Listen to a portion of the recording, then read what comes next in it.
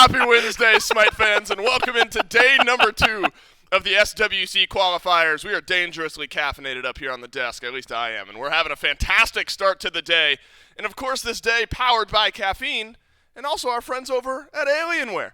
And they're powering us all year long, and they will continue to power us through the Smite World Championship placement rounds and the SWC coming up shortly. And they can power you at home as well. Coffee's just not going to get it done in those Smite ranked games. You need to head on over to smitegame.com/Alienware and use code SMITEAW. And for everyone at home, don't you worry. You haven't missed anything. I know we're starting a little late.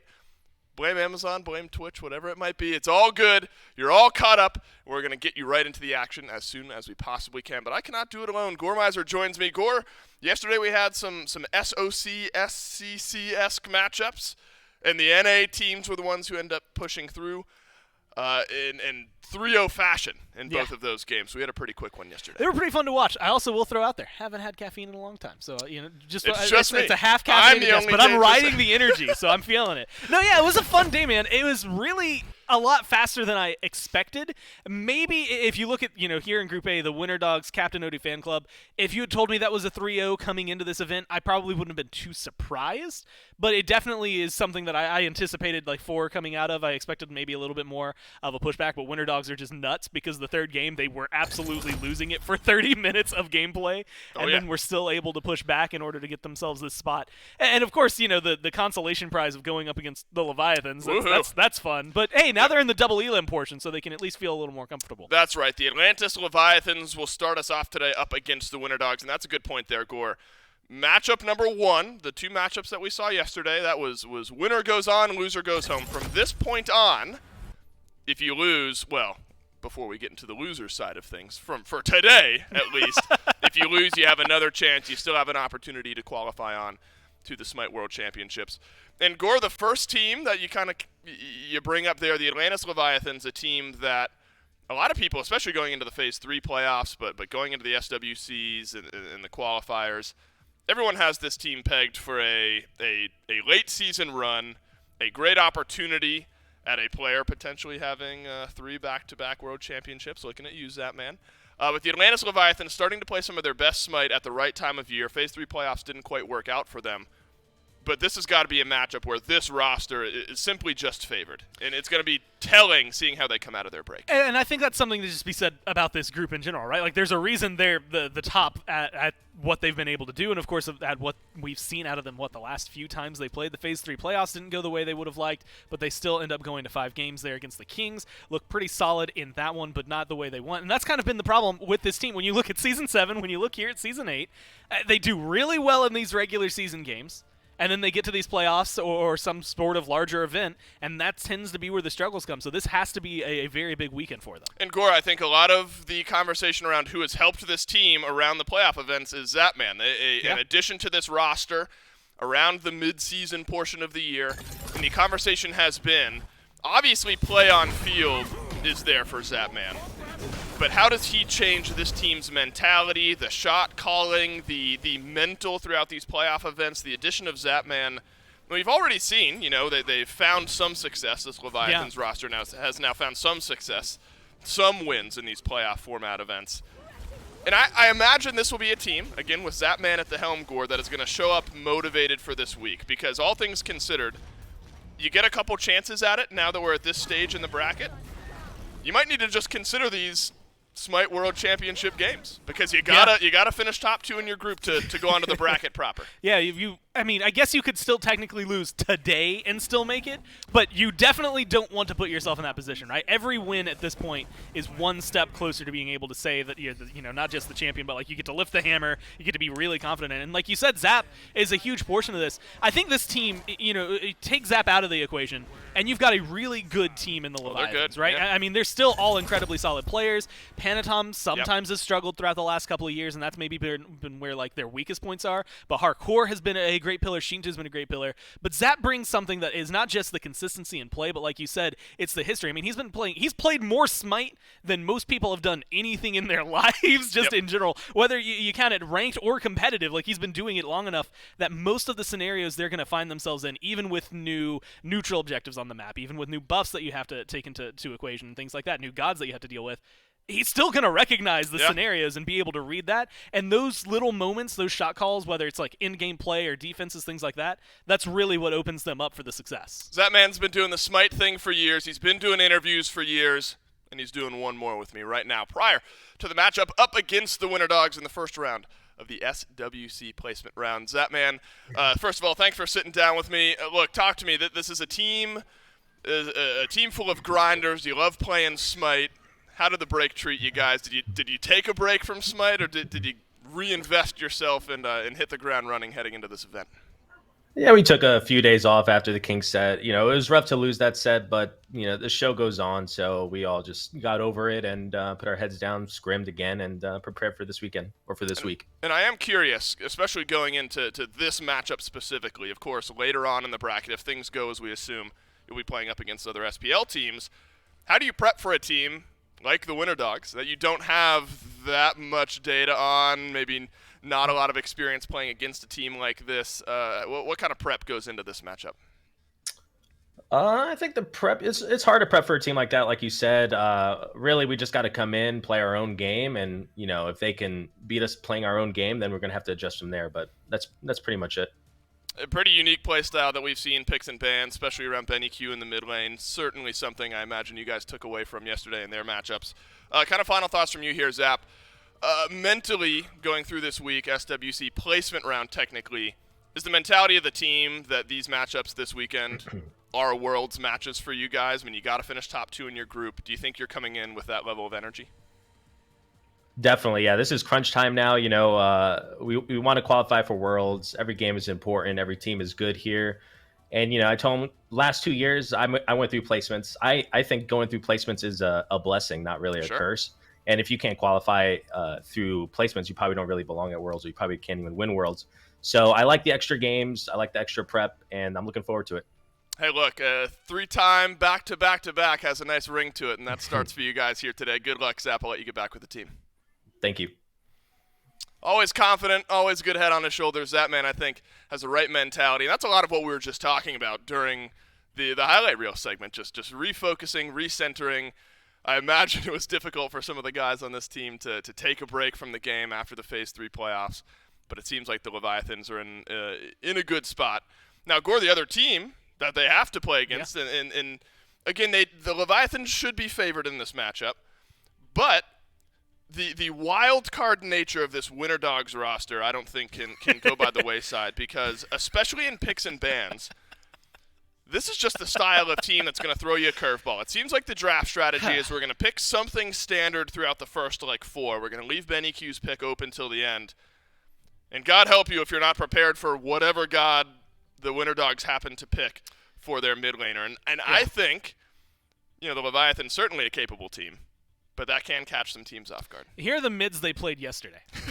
They played Shock, then they played Anubis, then he played ESET. I don't believe you. And now, wait, I have to. It's right there. When you think about it, that sounds outlandish. And it's even more wild when I tell you that's par for the course for Winter Dogs. Nothing about that surprises me. Yeah, that's not weird for them, right? The thing that blows my mind is that after this set, after those 3 gods get played, Benny Q comes through and says, we didn't have to reveal anything. We just played the same stuff. They still have something in their pocket. You know what they didn't reveal was when they just play like a standard Smite composition. Right. What's up their sleeve is that they can also play a normal 5-step. They can play an actual regular game of Smite. Yeah, talk about the mid lane matchup here in this one, Gore, because Shinto has been a force all year long. Never want to be against him.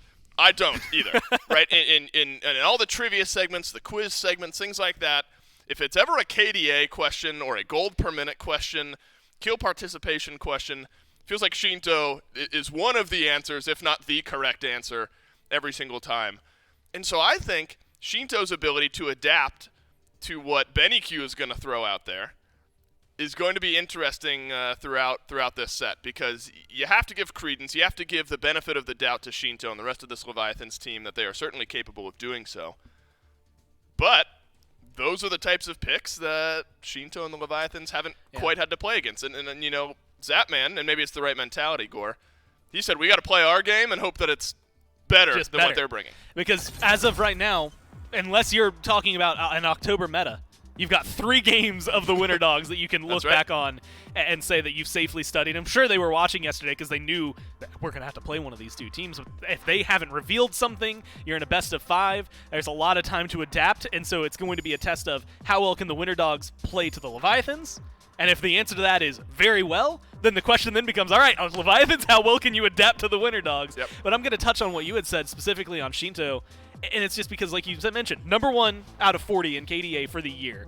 He's got 109 games played, the whole Leviathans do. Yep. And it's 5.6 KDA, which is nuts. That is but a lot. He's number 2 in GPM as well. Like, the boy just farms and number frags. That's a good question. Oh, sorry. I wish I had that up. I thought it was just a GPM list. At any rate. I can find it for you. At any rate, a high KDA and also second. It's got to be Hardcore who's number 1. If I'm just throwing it out there, I'm going to check. But, like, that's my brain goes the hit. No, he's number 4. I imagine the Leviathans in general are it. probably in a decent-sized block towards the top of their respective roles as far as gold per minute goes, because this team just farms something fierce. Can the Winter Dogs unseat that? Can they make the Leviathans uncomfortable in the ability to slow these games down, farm things up? But remember, you think about last year and the conversations we had around this Leviathans roster, and it was a lot of this team is good at slowing the game down. They'll win team fights in the late game, and that's just how the Leviathans win. It feels like it's been some of that, but it's been more diversified this year. So the Leviathans, I don't think necessarily will be caught off guard by the more aggressive, in-your-face, kind of scrappy style of play that the Winter Dogs may end up throwing out. Some support-centric bans find their way in. A little bit of diversity, though, from the Winter Dogs as you get Hell, Yamoja, and Ardio, all three, taken off the table. And then Gormizer, a Geb, and Kleena will be the first 2 locked in here for the Winter Dogs. A strong start for the SWC team. Yeah, they were the first team yesterday in the first game. They got to play Kleena, and it felt very, very fun to watch then, and they were able to perform with it pretty well. Does a lot of damage, doesn't necessarily have the CC setup, but right now you have Cataclysm and Knockup from Geb. You're not necessarily too worried about it, at least in terms of locking damage down. The thing that is actually worrying to me is this Camazotz. Now, it has been something that is kind of Panatom in the past, and he has performed on it pretty well, but most recently at the Phase 3 playoffs, did not perform very well for them, and that's where it's a little more shaky for me, right? Grand scheme, Season 8, this has been a go-to pick for him and has been solid, but what we've seen out of Camazotz in the last month and a half, and specifically when they played up against the Kings, it did struggle a little bit, so as a first pick, it puts a lot more pressure on it to perform for me. Yeah, we saw a lot of Camazotz yesterday as well.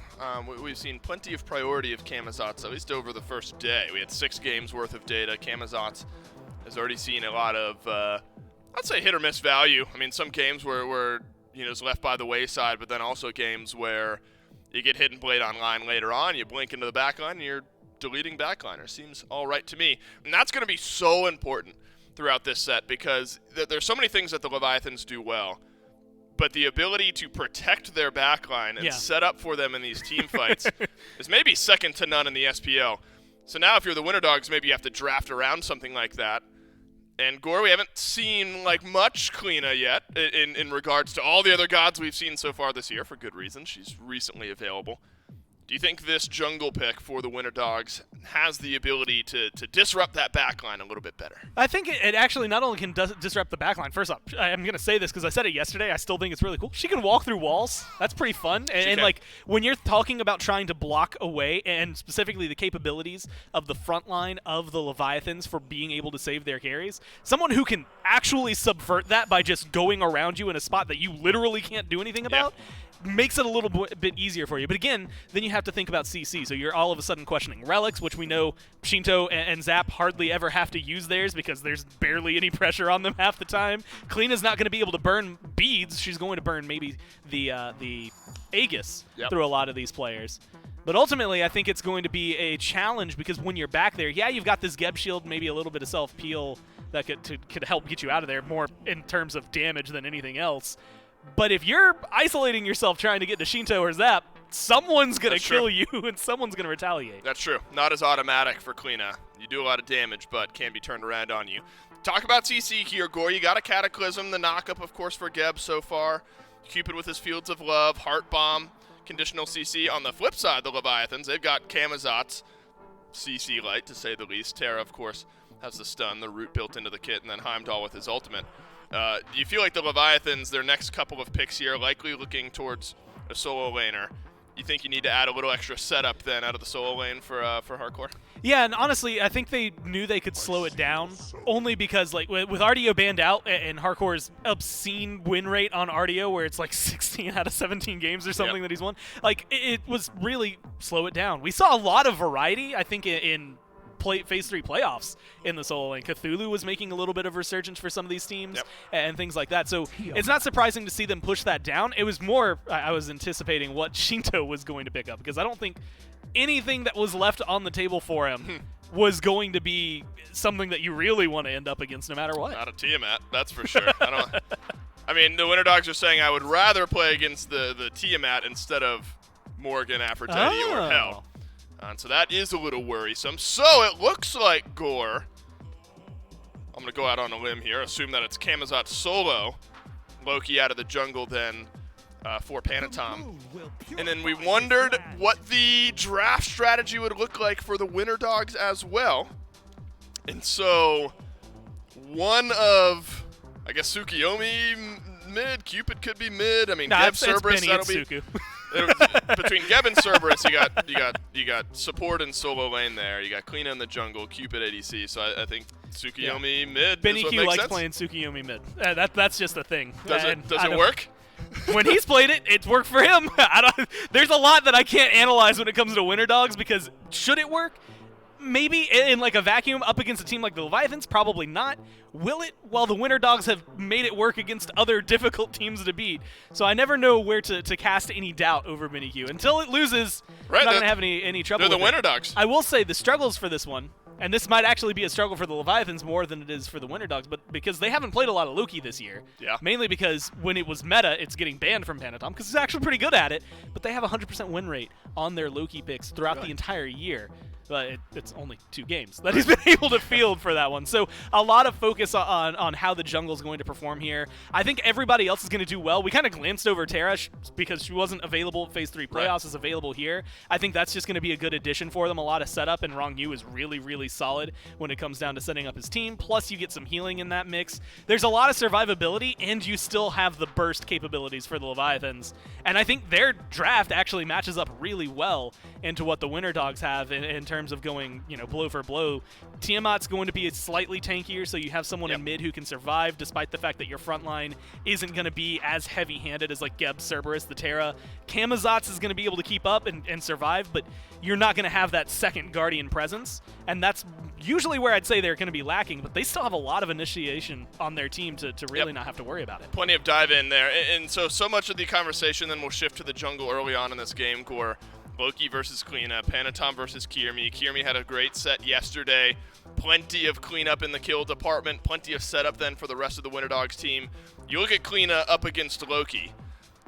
Do you imagine one of the two junglers has a little bit more pressure to operate earlier in this game? Or do you feel like both of those picks can maybe operate within a similar time frame? Honestly, I think Kleena will start being active a little sooner, just because I think her damage is going to be a little more available, but like Loki's still potent early on. I think they both, like, it's really weird. It feels like they follow a very similar curve in my brain, and that's the thing that's kind of blowing. Like, I think Kleena's going to be able to get a little more hands-on level 2, level 3 if she really wants to for some early ganks, more than Loki would, but ultimately you're going to start seeing the impact, I think, arise at the same moments, more or less. Well, don't you worry, everyone will be getting into game 1 in no time at all. The big question in this set ends up being, can the Winter Dogs and some of the disruptive draft strategy disrupt the Leviathans? And the Leviathans, I don't know, they just feel like such a hard to disrupt team, don't they? They feel like the Leviathans feel like they've just got such a solid footing underneath themselves.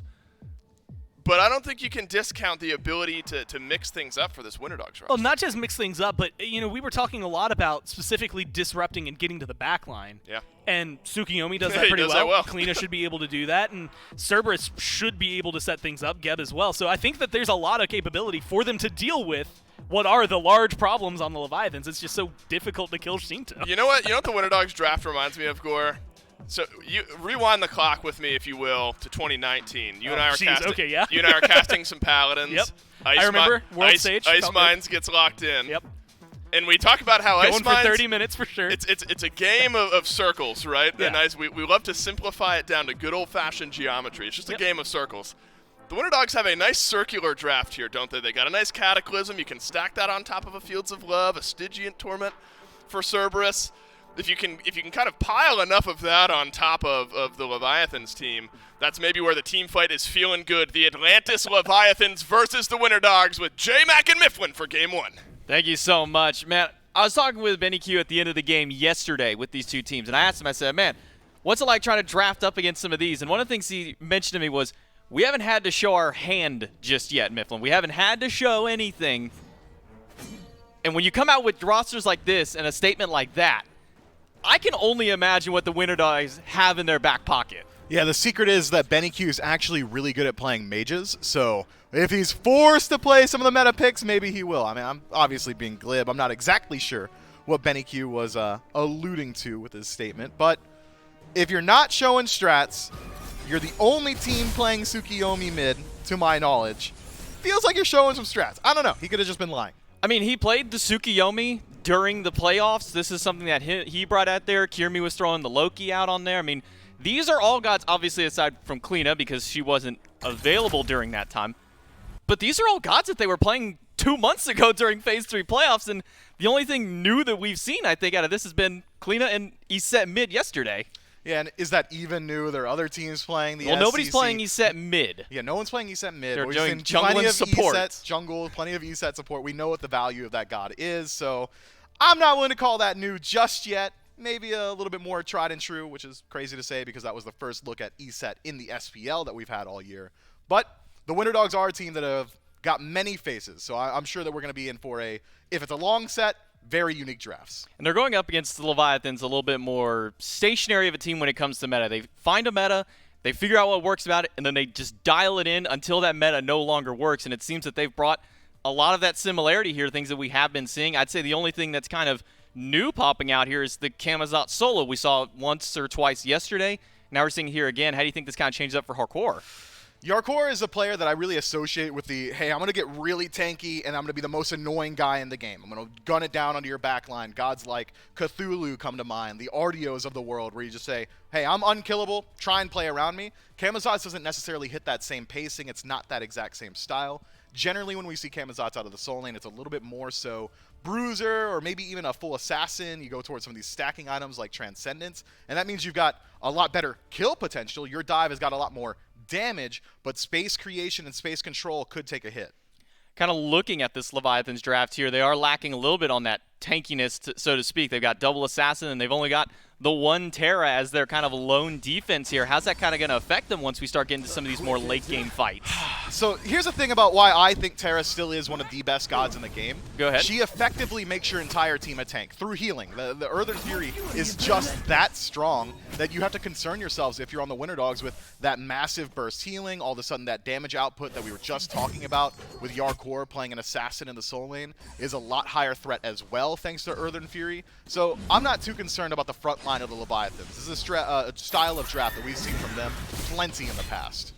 Benny Q eats a little bit of poke here in the mid lane. Tiamat versus Tsukiyomi, a matchup that, well, you're probably only ever going to see when you're facing off against a team like the Winter Dogs. Probably just even saying Tsukiyomi in mid is something that's really only going to be coined towards this team specifically. Starting with the Bluestone pendant in that mid lane, as opposed to some of the other starter items. Obviously, not being a mage doesn't get access to some of the more traditional Magic ones, but how do you feel about a Bluestone for his first one? It's going to help him out a fair bit with clear. I'm thinking just the ability to finish off those archers with the dot damage is going to help you out a lot throughout the early to mid game, and it helps you finish off some of these kills as well. Tsukiyomi is, in my mind, when you're playing it in mid, essentially a ranged character. Sure, your auto attacks are melee, but all the ranged auto attacks and ranged abilities afforded to you means that you can play that poke style, and Bluestone's one of the best items for that style of play. And when we saw the Winter Dogs in kind of the grand final stage when it came over to the circuit playoffs, Aquarius really did love going back towards these Guardians. Cthulhu, Cerberus, Sobek are kind of right up his wheelhouse here. That one up against the Camazotz. You gotta imagine probably maybe a little bit slow, but maybe not slow here in the mid lane. And the downside of this immobile assassin in mid is he gets picked off so easily. Panatom, first blood for the Leviathans. And you can expect Panatom to just keep on doing that, man. BennyQ has got 0 escapes. Even once he gets that ultimate available, sure, some CC immunity, it's reactable, the assassinate from Panatom, so you should be able to avoid the stun, but you're not avoiding the damage just about ever. Kirmi doesn't secure that red buff. That one does get stolen by Panatom after a first blood, and Rongyu will very bravely walk through the jungle in the midst of 3 members of the Winter Dogs. He's still going to go up here, but he will not be able to secure or steal anything away, I should say there. But first blood going to Leviathans early on, and it's more than just that 450 bounty you get for that first blood, a little bit of extra coming from this team. And worth noting, with Terra and Rongyu playing this pick, that god has seen a very significant nerf in the most recent wave of patches. No longer can you kind of utilize that second ability for the clap and also dash through it. You kind of just have to choose. Do I want the stun or do I want the damage from the dash? Beforehand, it was one of the largest burst abilities or burst combos for a Guardian in the game. Not an option anymore. Now Terra, a lot more so just about that space control and healing. Well, trying to create as much space as they can in that dual lane. They're going up against a Geb Cupid, which is probably one of the lowest clearing lanes, I would imagine. When you can think of a low clear dual lane, I gotta imagine that's probably hitting pretty low on the tier list. Yeah, you're not clearing, but you've got a lot of kill pressure. You've got a lot of potential to just slay your enemies between the stuns, the space control of Cataclysm, Fields of Love, your beads on the side of Leviathans in the dual lane. Once both of these duos tick over to level 5, probably going to be under threat consistently in this lane. Luckily for Zapman, though, he's playing the safest hunter in Smite, so even if it is Gamma and Wowie just jamming it down the long lane, Heimdall's going to teleport out or use a CC immune dash, or maybe even if they're lucky on the side of Winter Dogs, able to force out those beads. Talk to me a little bit about the change up in some of the relics like we've seen for the supports. Maybe a little bit later on, though, as we do have a skirmish going through. As Panatom goes in aggressive against Kirmi, he can't get into the wall. He runs under 25% health. That threshold he needs to make it in, and Panatom puts another one in the dirt. Hey, you know what? Gormizer brought it up on the desk. These junglers are going to have similar power curves, but the 1v1 is always going to favor Loki. You're almost never getting that full silence onto the Loki himself in the 1v1. Panatom able to use that assassinate to close gap very well. The burst damage, the dot damage, all there. And Kirmi not able to secure his escape into the wall. And in finding yet another kill, Panatom that is, he's able to invade the red buff yet again. That timer has been controlled by the Leviathans. Trying to now go back to it. Supports, we've been seeing pretty much one of 2 first relics almost throughout all 6 games we saw yesterday, and not changing here today. It's pretty much just been Meditation or Blink when we see that picked up, 1 for each of them on the opposite sides of the board here. Yeah, I mean, Blink for Geb, that's a tale as old as time, right? You want Cataclysm, you want to be in the engage for your team. You don't really have the easiest ability to gap close, sure, roll out the dash, but it's kind of slow, takes a little bit, pretty telegraphed. So Blink, essentially the only option for him on that side. And Meditation's just incredibly strong. A lot of people don't seem to realize this, but once you upgrade that relic, every pulse of the heal also takes a second off of your allies' cooldowns. Man, what a ridiculous relic in a time that we live where Meditation has now become a meta where, God, it used to be what, back in the Hercules solo days where you would get the Meditation bait plays. Now we're seeing them almost game after game at this point. But here, just shy of 6 minutes in the game, Leviathans already up over the Winter Dogs. They've already started punishing BennyQ for this pick, and even really putting a damper here on Kirmi in the jungle. They have been doing a great job. The Leviathans establishing the pace early on, especially around Panatom through the jungle. And I don't think the Leviathans need to change up too much here. You could trust that Yarkor is going to be able to hold his own in the solo, as he's already established about a 1-level lead, and in picking up Blackthorn has got a good deal of safety to his name. So leave him alone. Leave him on island. That allows Panatom to keep doing what he has been doing. Play through mid, play through the duo, and control that red and purple buff timer. I expect the Leviathans to be there on cooldown just about every single time. Now, we've been seeing a lot of priority towards Camazotz this weekend specifically. We've seen, Layers was picking up. We saw him a couple times from other junglers, but it feels like every set, every game, Camazotz has been one of the top 3 picks here. Maybe we'll get to see a little bit why after this fight, but it doesn't look like much more of a fight will break down. Maybe here in the dual lane. Wow, he's down 2 levels, and Kirmi again cannot get into the wall. Panatom on a killing spree. They is just stopping every opportunity that the Winter Dogs try for. Yeah, Kirmi is just struggling so much to find his opportune moments to rotate into these lanes. The Leviathans have got pressure just about everywhere, and a fantastic ultimate from Zapman immunes the stun from Gamma. It does cost him his ultimate, though, so maybe now you got a little bit less kill pressure despite the fact that Rongyu and Panatom are waiting nearby. Say a little bit less here. Gamma will roll out, and that's going to be his only mobility stopped. He does end up hitting Rongyu, but the purple buff has already been stolen away. And the Leviathans up nearly 3,000 plus gold and XP at this point. Only 7 minutes in. The Winter Dogs slowly, and I can't even really say slowly. It's been pretty quick pacing here out of Leviathan. And quick pacing out of the Leviathans, I'll say. They've kind of been one of the teams that's been slowing down a little bit more as of recently. I would say the Leviathans have got a slightly more versatile style than they once did. Like, when they were Sanguine, it was, all right, these guys are the best team fighters in the league. They're going to wait for 35 minutes every single time. The Leviathans themselves, the actual titular Leviathans, well, it seems like they've got nuanced approaches on how they want to play these games, and this is one where it's very clear that they're playing through the duo lane, playing around these unorthodox picks from the Winter Dogs, and so far the Winter Dogs have yet to hit Pater. Zatman doesn't have an ult this time to save his life. He does have the beads to get through the Bifrost, but he'll eat both the ult and the Heart Bomb out of Wowie there. But I think it's important to bring up the duo lane, because all the kills are on Panatom on this Loki. He's about a half level up over Kirmi. But it's Zatman with the one with the lead here. 2 levels up, about a level and a half over Wowie. Yeah, Zatman's got to solo every single one of his purple buffs, and Wowie hasn't had one since the first rotation, so that might be exactly where the XP gap is coming from, as well as the fact that Gamma has been sitting in that long lane a lot more than what we've seen from Rongyu. It's been blink engages from this Geb onto Zatman just about every single time, and now's the time where you got to try and punish it. You finally burned away those beads. It's been 8.5 minutes of concentrated effort by the Winter Dogs, but in doing so, Zatman's ultimate has already come back up, so they got to work through yet another bit of CC immunity and a dash. I mean, Zatman's ult is up, Panatom's ult is up. I think maybe more importantly, and it seems that every time he's got an opportunity to jump on somebody, he's taking it. The question is, where will be his next target? Do you go over to duo lane and try and take another pick or another stab over at Wowie? Or do you rotate over and try and keep BennyQ further behind? Panatom's got options ahead of him. I think you're right to say that he probably wants to get involved a little bit earlier on, which is why we see hi-rez Lament in that second slot. Generally, you can go towards like a Crusher or a Brawler's Beat Stick, something a little bit slower, but now the burst damage of this Loki is something that Winter Dogs need to concern themselves with. But when you're this far ahead as a jungler, it's not, where do I need to go? It's, where do I feel like going? Do I feel like heading towards mid and trying to shut down BennyQ? Maybe. You want to rotate over towards the duo lane. When every team is succeeding, Panatom could even just sit inside of his own jungle and clear out camps, and I wouldn't argue against it. You're talking a little bit about the potential of the Bruiser that can come from a Camazotz, and we do see that with the Blackthorn Hammer and then a Transcendence built immediately after that for some of that extra power curve. Now BennyQ, he's gotten his Transcendence earlier on and has finished stacking it up. Yarkor, curious as to where his next item may go. Do you think a little bit more defense, something like a hybrid defense item?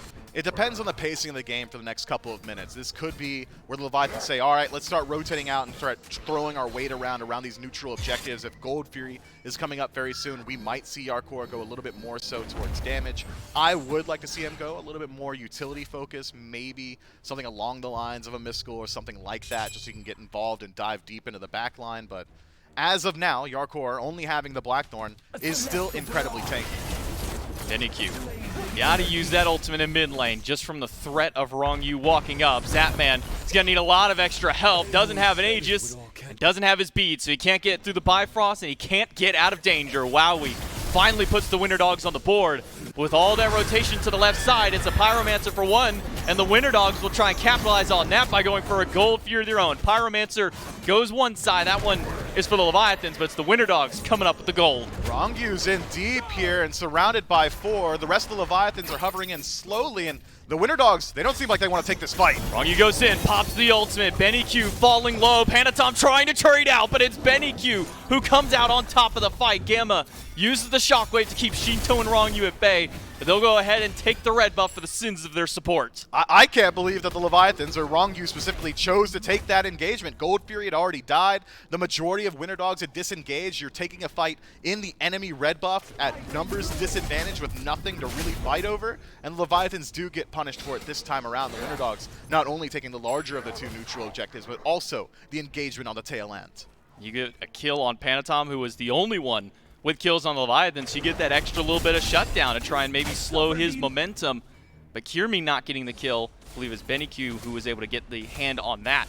So that seems that'll help him out there in the mid lane. A Soul Eater for his second item, get another round of stacking going. Soul Eater is such a slow item. The base stats on Soul Eater are pretty poor. You're more so playing around the passive, so you got to wait a long time for BennyQ to really hit his stride. But he's stacking it up relatively quickly, and considering the pace that the Winter Dogs have been trying to establish in the mid 3v3, I'm sure they're fine just letting BennyQ sit in these waves and try and farm it out. That said, BennyQ, if he is fully dedicating his time to farming, it hasn't been going so great for him. It's a trapping that many teams have fallen to in the past. The Leviathans mid laner, Shinto, he just farms a little bit faster than everybody else, about a 1.5 level lead. I mean, that has just been the name of the game for Shinto. There are very few mid laners who can out-farm him, and I'm pretty sure I could probably count that on one hand when it comes to the SPL. Maybe even just one figure, maybe just being Paul over anything else. Does Paul even out-farm? I'm not sure. And I can't even for sure say that myself, so it's possible he might just be the best farmer in the game. I think he does have like highest or second highest GPM, so maybe I'm already eating my own words on that statement alone. But going back to Shinto here, a bit of a change up in the build on this Tiamat again. We've seen so many different builds come on this god, but starting out Divine and Deso, and now working towards a Soul Reaver. Yeah, some of these pen items have seen pretty significant buffs in the most recent waves of patches as well. Deso has got some additional power tossed onto it, as has Obshard. Seems like we're trying to incentivize these mid laners to go a little bit more so towards that pen tree. I'll be excited to see the rest of this build from Shinto. It's a brand new look at this Tiamat. Maybe we get a look now.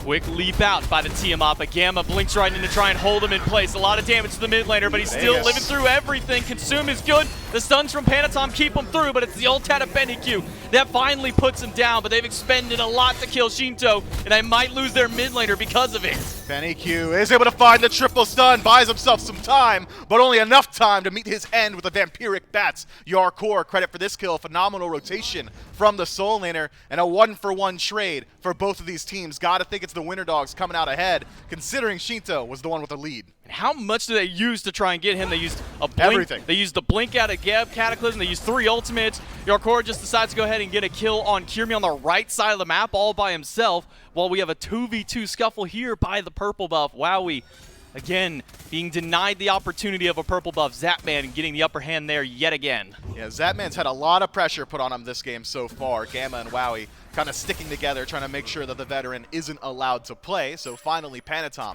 makes a rotation over to try and facilitate his Hunter, and is successful in doing so. Purple buff invade goes through, but some of these level gaps that established early on are starting to slowly slip away from the Leviathans. Take a peek at the junglers. Kirmi, although falling on the right-hand side, is equivalent level to Panatom, who's 3-1-1 on this Loki. Not often that an 0-3 jungler gets to stay at this level of parity. When you're talking about maybe wanting some more utility out of Yarkor from that Soul Lane, talk about a Caduceus shield coming out of this Camazotz, bump up some of those healing stats across the board. Yeah, that's going to be very nice. You're synergizing really well with the Terra, so Earth and Fury going to find a little bit of additional value. The out-of-combat healing, if you take these elongated fights around neutral objectives, going to get a boon as well. Vampiric Bats helping himself out. I kind of like this item for Yarkor, but not something I would consider incredibly core on a Camazotz. We do have a nice responsive anti-heal coming out to go up against this Terra that you're facing off against Yarkor specifically. I mean, you get 2 Brawlers, Beat 6, a Pestilence, and a Cursed Ankh now built out of Gamma since he's procced over to level 12. So they're definitely not going to let as much healing go through this game. No, certainly not. That's the name of the game for the Winter Dogs, is to limit these longer fights from the Leviathans. But in picking up Ankh, Gamma now going to be a little bit easier to shut down. It's not as if he's gone for the Shell or the Meditation, these defensive relics that you're used to seeing.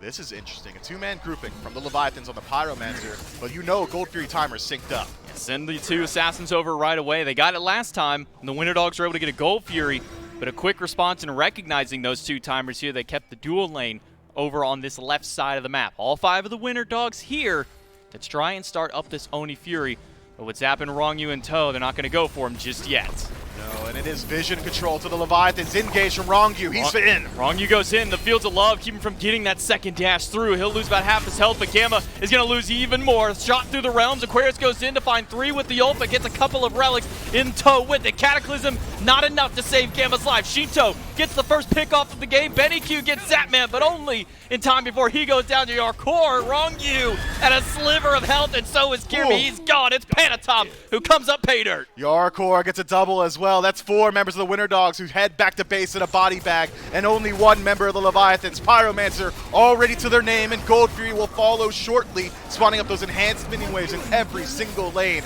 Gold, experience, and map state all favoring the veteran SPL team. The Leviathans just take that team fight so cleanly. It felt like the Winter Dogs were going in one at a time. Kiermi engages on his own, nearly finishes off a couple of targets, but does not have the damage output on his own. And the Winter Dogs fall one by one in their split-up engagement. One of the first things I look at this team that the Winter Dogs have put together, talk about a beads pressure team. You've got Fields of Love, Cataclysm, Stygian Torment. There's 3 sets of beads still up, Mifflin. Why are there 3 sets of beads when you're looking at that team? Well, because they all went on Zapman. And they got his relics. His beads are down. His Aegis is down as well. They even got his ultimate. But that's all they got. And I wouldn't call that valuable at this point. The Winter Dogs will have a very strong team fight come a little bit time, but for now, they're playing so far behind. We're going to see Yarkor just diving in, doing anything that he wants in the background. Nobody's even paying attention to him. Look at how he's just casually walking through this team fight, casually picking off all the carries. Wow, we can't even stand up to him at this point. No, yeah, Yarkor ends that fight at 100% HP because no one on the Winter Dogs have the gall to look at him. Yeah, level 19 feels pretty good. 1 level over Aquarius on the other side, and the Leviathans, they're starting to knock out some of these permanent objectives. Tier 1 tower, falling pretty fast. It's going down, but not quite yet. Benny Q manages to hold off with the help of Gamma.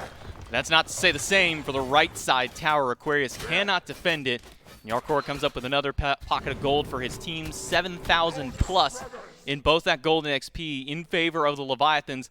And it seems like it's only going to be getting worse from here, Mifflin. It is Benny Q in some trouble, engaged on by Wrong Yu. There's the damage from range. Just too much out of it. Shinto puts him down with the help of his support. Kiermi gets caught in the midst of the tornado, knocked back, and can't get into the wall because of the passive. Yarkor dives under the tower and takes out the jungler. 2 already gone from the Winter Dogs. Tier 1 tower in mid falls down as well. Can Yarkor disengage? Stygian Torment's good. Throws him in. But that's all he's going to do is just throw Yarkor in. Nothing more beyond there. Some damage his way, but Yarkor out-heals everything that just happened to him. Yeah, the front line of the Leviathans is just creating way too much space. Wrong Yu walks behind the tower, forces out just about every single member of the Winter Dogs. Damage from downtown from Shinto, finishes off those kills, and then Yarkor rotates into the Tier 2 tower just to make sure that the Winter Dogs can't step any further up. Panatom disengages early on after helping out in the fight and immediately rotates over towards the right and picks up a good bit of farm himself, finally reestablishing that lead he had over Kiermi. And take a peek at the items as well, nearly an entire item for this Loki.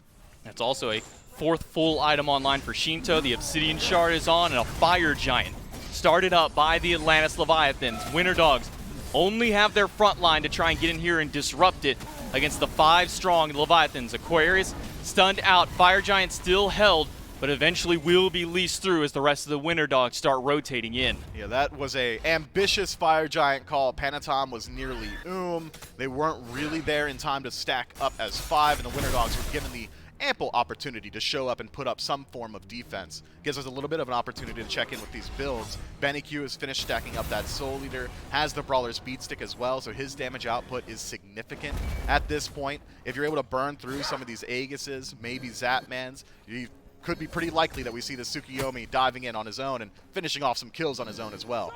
Man, if Wowie was already doing basically negative damage to Yarkor, talk about throwing a Spectral Armor in that 5th slot in his build. It's going to essentially nullify any of that crit that Wowie had going. It feels like Wowie's going to be doing now, well, even less damage than he already was. Hey, but Wowie does have crit, which is something Zapman doesn't. So in the 1v1, despite a 3-level deficit, there could be potential for this Cupid to get some nice licks in, but as of now, it's the Fire Giant yet again. Winter Dogs on the response. Zapman just keeping Wowie at bay on that left side. He teleports in to join the team and make it now a 5v4. Ultimate popped out of Wrong Yu. Gamma rolling through, but it gets stopped and stunned down. Shinto and Panatom put them both down, and Yarkor unrelenting in the backline.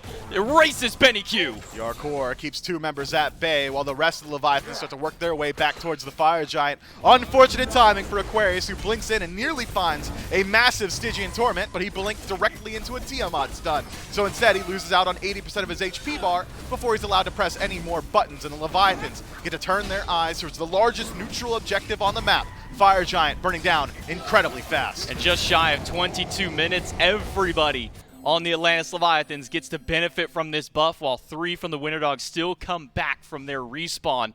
And there's only a few towers left for the Leviathans, to start pushing down here. All tier 2s up on the map. Yarkor might not even care about any of those towers. He's going for the 1v1 against Wowie, making it a 1v2, and I'm sure he can take both of them absolutely no problem. Kirmi doesn't stand a chance up against him. Flickering Spirits is good, but he finds the Screech and the bats, and it's a double for the solo. And here's the thing about Screech. He can see you now. You might have made him invisible for a moment, Kirmi, but only for a moment. Yeah, don't step up to Yarkor. 8-0-3 for the Leviathan Soul Laner, and I'm expecting double digis in that kill column by the end of this game. 22 minutes in. This is a bloodbath, and now with 2 members dead for 30 seconds, the defense of the Winter Dogs is crippled. Yeah, no, earlier on I said, we've been seeing a lot of Camazot's priority. A lot of teams have really been liking to first pick this god. I said maybe we'll see his value as the game goes on. Well, if you want your value on how good Camazot's is right now, take a look at Yarkor 803, 5 items in, and he can kill just about anybody he wants to on that team. He can. Zatman peppering some damage into the Phoenix itself. Nobody from the Winter Dogs confident enough to step forward and stop this onslaught. Might have been one of the freest Phoenixes you've ever seen. Aquarius loses out 30% of his HP bar post-mortem of his own Phoenix. Oh, and Yarkor will just go ahead and tank up the other Phoenix while the rest of the team starts rotating over with minions coming through, and now it's a 5 versus 5. At the left side, Phoenix. Gamma goes in with the blink, finds a shockwave on Great 1, ult. a cataclysm on 2, but Gamma is falling low, and so is Zappin' Wrong. You in the backline is Benny Q, but he's got to use the Aegis, but that's only going to delay the inevitable. First one already down. Aquarius now stuck in the backline. Panatom credit for his second. Wowie, no dash left available. Wowie low, Wowie almost gone. The Aussie procs through, but it's not going to save his life. It's divine for Yarkor to end out the game. And it's only Gamma to try and defend against the onslaught of the Leviathans. Game 1, gonna go to the boys in blue. Hey, silver linings where they lie, J-Mac. The Winter Dogs haven't shown us their strats just yet, so maybe they've got something in the back pocket to deal with this unrelenting pressure of the SPL veterans and the Leviathans. But if Game 1's gonna be any indicator of the rest of this set, things aren't looking so good for the SCC. I mean, there's the silver lining of now we may get to see one of their hands. There's also the silver lining with the Winter Dogs of, sure, if you go down in this set, I mean, it's only game 1. We still have more games ahead of us, but there's still the silver lining of the losers bracket. We still got plenty of Smite to go. Game 1 done. Take it to a break. We'll be back with game 2.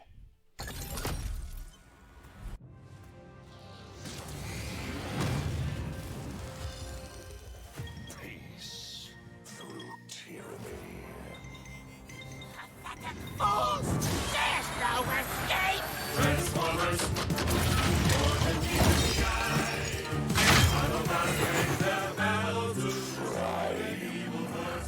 Roll out.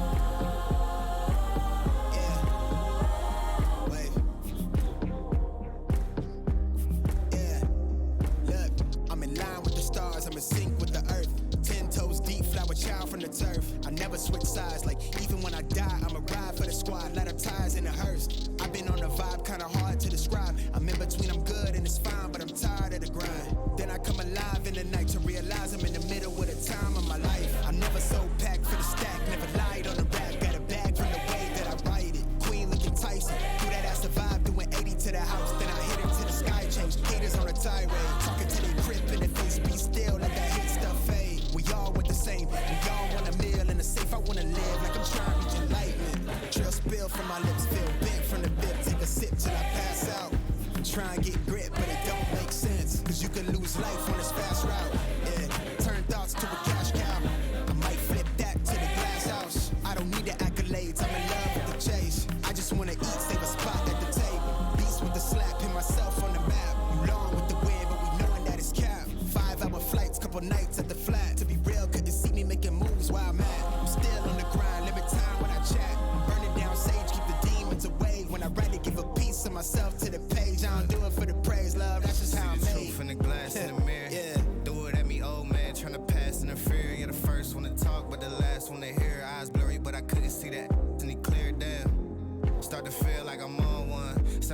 I be here for the long run. I'm a slave for the cash, got snakes in the grass, no brakes on the ad, but it's all fun.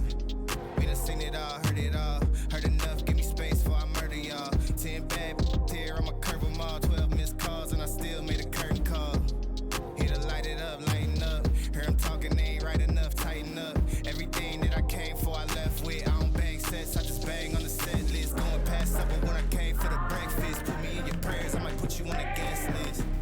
Young, tell me reckless, gold in my soul, got the same on my necklace.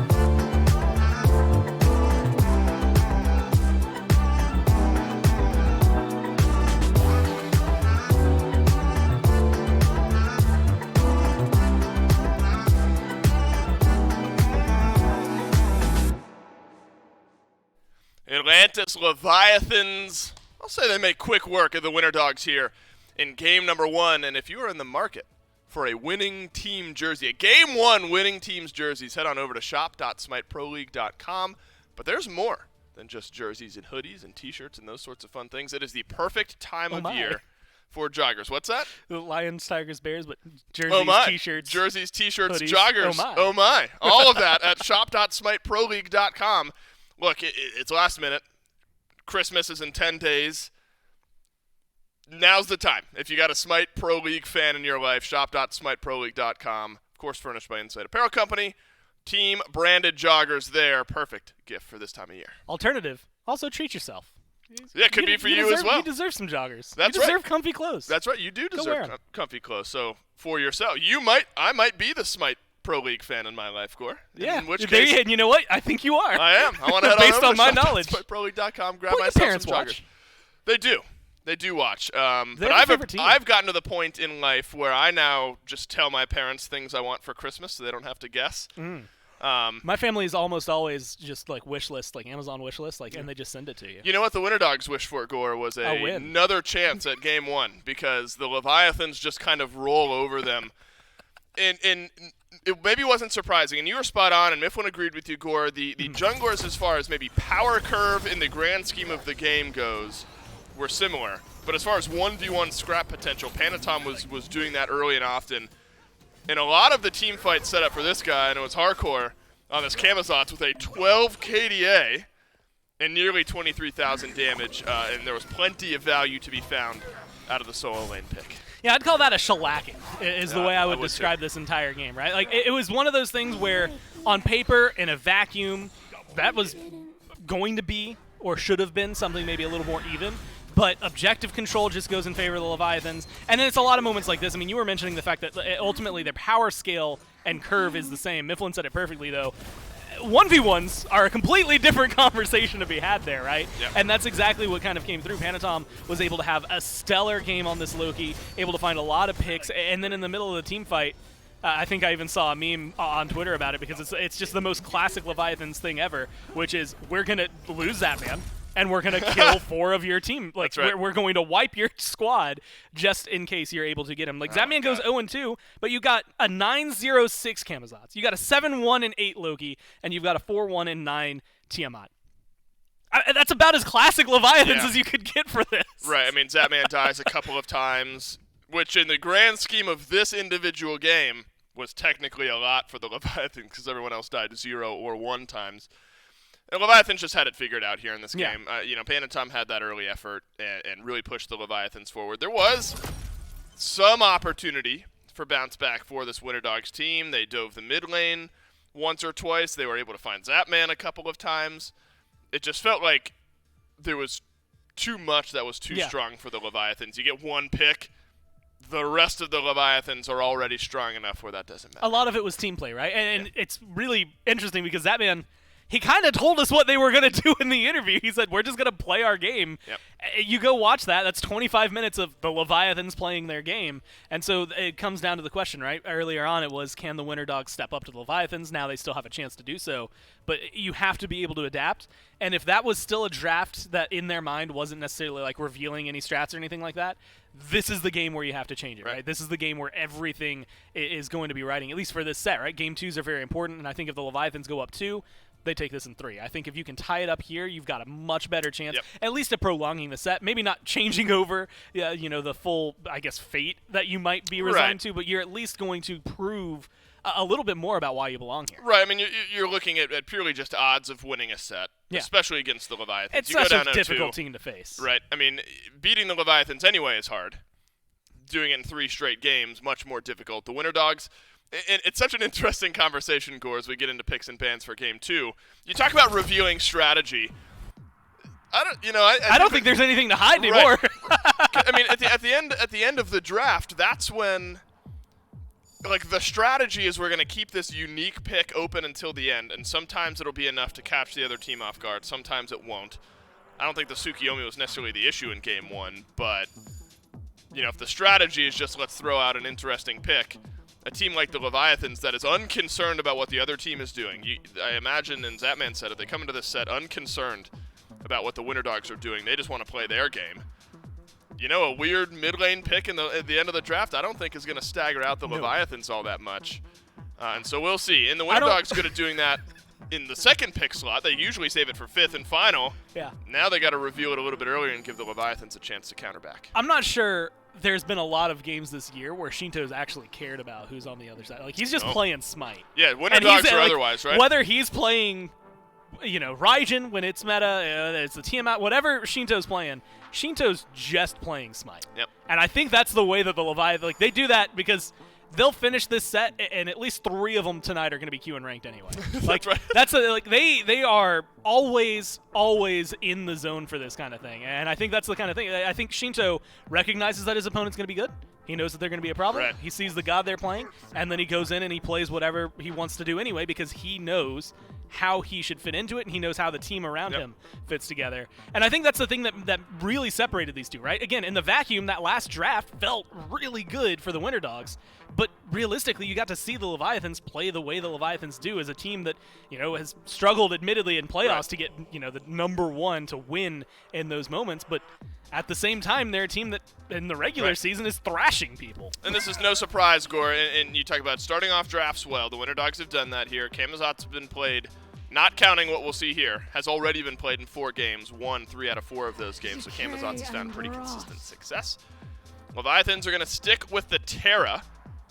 We'll keep Kleena in the game, but this time it's going to be Panatom on the Kleena instead of Kirmi over there for the Winter Dogs. So a bit of a different look, but you're going to diversify your options moving forward here, Gore. You get the Terra, fantastic pick for Rongyu, and then Panatom on the Kleena. I think we'll see some of the playmaking potential that this pick has throughout the course of Game 2. Something I think is worth noting is Ganesh is available. I know Winter Dogs were favoring him a little bit yesterday, and I think that's something that I wouldn't be too surprised to see. And I think that's something that might be important. I'm really curious as to what they're going to pair this with. I was looking just because they did have a couple of successful Camazotz games yesterday, but most of them were more or less around how insane their front line was. Yeah. And that was something that was also banned last go, Gore. So I like seeing that. Odin as well has been something that's been a big ban for pretty much anybody, either when the Winter Dogs didn't want to face it on the other side, or at least last game it was banned against them. So I think they're top 3. Going back to what we're looking for, they've got everything that you would want. They've got high pick priority, that's all priority, yeah. And they've got really good power picks. But then I see Terra, and I think, okay, well, Rongyu's a menace on Terra. I see Tiamat, and I'm like, well, okay, that's Shinto, and he's playing Tiamat. That's dangerous territory you're in. The only wild card right now is the Kleena, and that's just because Panatom competitively hasn't actively played her in one of these games. This will be the first look. But I'm not too worried about it based on what we've seen, especially last game. You know what, Gore? And I'm sorry, because that's all very good and on topic. Yeah, no, go ahead. You asked me about what my parents, I think, favorite SPL team if they had an SPL team. I don't think they have a favorite team, and I really hope I'm getting this correct. I think Lasbro's the one who has a Steelers flag hanging up in his background, or at least used to. And so I know my parents don't like whatever team Lasbro's on because he's got a Steelers flag, and we're Bengals fans. Yeah. And so they love him, I'm sure, as a human, but they don't like him as a Steelers fan. And so not the Bolts, I think, is my parents' vote. Though they would listen to this and have probably no idea what I'm talking about. You're gonna get a text saying, "I don't know who this Lasbro." Yeah, I don't know who that is. Right. I don't know how Southern your parents are. Mine are not that Southern. Okay. Not at all. They sound like me. That's what my dad would have said. Absolutely. That's right. Look, the Leviathans, though, Gore, we talk about picking power picks and priority picks. This is, if you're giving the Leviathans the edge in the game, no matter what the draft looks like, Ho Yi might need that. Ho Yi has been such a difficult pick to express confidence in because it's only won like once or twice in the decent amount of games that we've seen it. Maybe a chance here for Zapman to flip the script. You know, it was a the nice way to say it is he wasn't doing too hot in Phase 3. Yeah, no. And I have to go back and look. I think all of his wins, at least 2 of the wins that he had throughout the duration of Phase 3 were the Leviathans out of their 3 games playing it. He had total, let's check, because this is absolutely a menace. He had 2 total wins, so yeah, Leviathans are the only team that won with Hu Yi in Phase 3 of the SPL. That is. Do you know how many games he played? I think you might have said it. I just had it like 18. Yeah, he's got 18. Yeah, so that's important. You know, like they 2 out of 3. That's fantastic. Yeah, but 2 out of 18. He had a 1/9%. All right, so it's time to improve. The Ho Yi stocks are on the rise here for the Leviathans. Pair it with a Terra, and we're feeling a little bit better. Team out there in the mid lane for Shinto, always going to feel good. And then we are rounding out the draft here, Gore, for the Winter Dogs. And we joked. We said maybe a normal Smite composition is what's up the Winter Dogs' sleeve. And unless there's some funky shifting in the roles here, it looks like we've got an actual less eclectic pick style here for the Winter Dogs. Merlin in the mid lane. Hachiman will be the hunter. And honestly, when you realistically look at the Winter Dogs and look at their history, go watch the SCC. For the most part, they weren't playing, like, everything outside of mid lane was pretty normal, right. Considering. It was really just Benny would kind of cycle through whatever he felt like playing. But Benny Q's Merlin is actually nuts to watch, and I'm actually really excited to see how it does. I know Shinto, if you go back to watching Merlin when he was meta in the SPL, Shinto was one of the best Merlins that we had in the league, so that's going to be a difficult matchup, I think, to just go into, because Shinto should know what you're going to be able to accomplish. But that is a good pick for Beniku. It's been very successful for them in the past. Alongside things like the Ganesh that are going to help deal with silences, I think they're going to be able to find a little more presence. The problem is, and we normally talk about it, Kleena, like lack of hard CC that's going to come through. Tiamat's got some knockups and some roots and things like that. So realistically, in the 2v2 and in the 3v3, I'm still favoring the Leviathans a little bit, and that's going to cause some trouble. Gore, we normally see Osiris in the jungle. It looks like we have an Osiris in the solo lane this game for hardcore. Passive maybe feels all right up against Odin here. Do you think that Osiris solo lane can still find some success that we've seen Osiris in the jungle have? Yeah, I think he's going to be fine. I mean, when you're going up against a warrior, like the warrior v warrior is where he's going to be maybe not flourishing, because I don't know if this meta, like the items right now, really are conducive to it, but like you go way back when, like it was Osiris and Bologna versus the field at any given point, and I think he is the one recurring character, right? We don't get to see Bologna as much at all as we see out of Osiris, but like he can always hold his own. It's just whether or not he can make that impact. And you're looking at Odin, maybe an early gank is going to cause some trouble for you, but I think you're going to be just fine, especially with the alternative setup. It's the team fight impact that is maybe the bigger difference. And that's, slows coming from Osiris, stuns that can come from Osiris, anti-heal as well that he can apply, versus what Odin's going to bring in that cage. So maybe forcing some relics that the Winter Dogs have because of their pick, but I don't think the Osiris is going to fault. In fact, it's hardcore, so it's probably going to do something insane. Right. Yeah, he'll go. In fact, he might even be playing Kleena. Hardcore was, yeah, could be. Hardcore went like 9-0 in game number 1, so we'll see. Maybe add some deaths into the death column. It is always a feat to go an entire set undying, an entire game undying, to be honest, at this level of play. Hardcore did it in game 1 with 9 kills. He was divine by the time that game ended. See how the Osiris looks for him and the Leviathans here in game 2. You look at the Winter Dogs draft, and like, this is it, right? I mean, this is, you dream of high-priority drafts, and the Winter Dogs have got one here. Game 2 between the Leviathans and the Winter Dogs starts right now. It's going to be a big one for the Winter Dogs here. They got to find some kills. They got to find some wins to keep their hopes alive, because they go down to 0-2 here, Mifflin. I can't imagine it'll be a fun game 3 for them. It's J-Mac, Mifflin, and Doug here in game number 2 with a more traditional composition out of the Winter Dogs, at least by way of the mid lane. Yeah, I really like this Winter Dogs draft. When we were watching it, I liked it almost holistically. And then I saw the Merlin come through, and I'm thinking to myself, how does Merlin synergize with this composition? You're dropping an Odin cage. What's the follow-up? I don't know, like an Ice Storm in there. Maybe you throw out the Arcane stance. It's not the most consistent setup for a Merlin. So I'm very curious to see how the Winter Dogs decide to play through their mid laner, whether or not that is going to be a priority, or maybe Beniku just gets the Shinto treatment this game and farm up all you can, bud, and I hope you deal damage in the late game is the strategy for this Merlin. But I got to pat myself on the back a little bit. We knew that the Winter Dogs are going to pull out some secret strats. I called it. It was a mage. Yeah, secret strat being a mage. Talk about maybe some extra strat out here, the Osiris, as highlighted by the desk, something we really only see in the jungle as of recent. How do you kind of feel about him making a turnaround here in the solo lane? I mean, Osiris solo is like his original home, right? Like, we know that god can work very well in that lane. He's one of the original lane bullies. If he went for Death Stole, I didn't get a chance to look before we came out for the pause. But if he has Death Stole, it's pretty good. I mean, you got cleave auto attacks, tons of sustain. You've already got an HP pot and a blue buff. I feel like he can get through the early game relatively well, and then once you transition into that mid game, Odin ticks over to level 5. More often than not, he's just going to be a ghost. Can't really wall up a ghost. So I think he's going to do just fine. Gore really contextualized it very well on the desk. It's who's going to bring more to the late game team fight. Is it the Osiris or the Odin? It's the Odin. Spoiler alert. Well, while we're waiting for players to get this thing ready to go, we're going to go ahead and take it to a quick break, then we'll come back in and get right back to the action. Then it's active. Up with the moon, I'm relaxing. I like nice things, pricey. Whole lot of carrots, my type thing. Whole lot of characters like me. If you only tell me yes, you can be around me. Free from around me, you can be around me. With some B's and some C's, yeah, they be around me. Be around me, don't you stick I just wanna lie. I just wanna lie. I just wanna lie. I just wanna lie. I just wanna lie.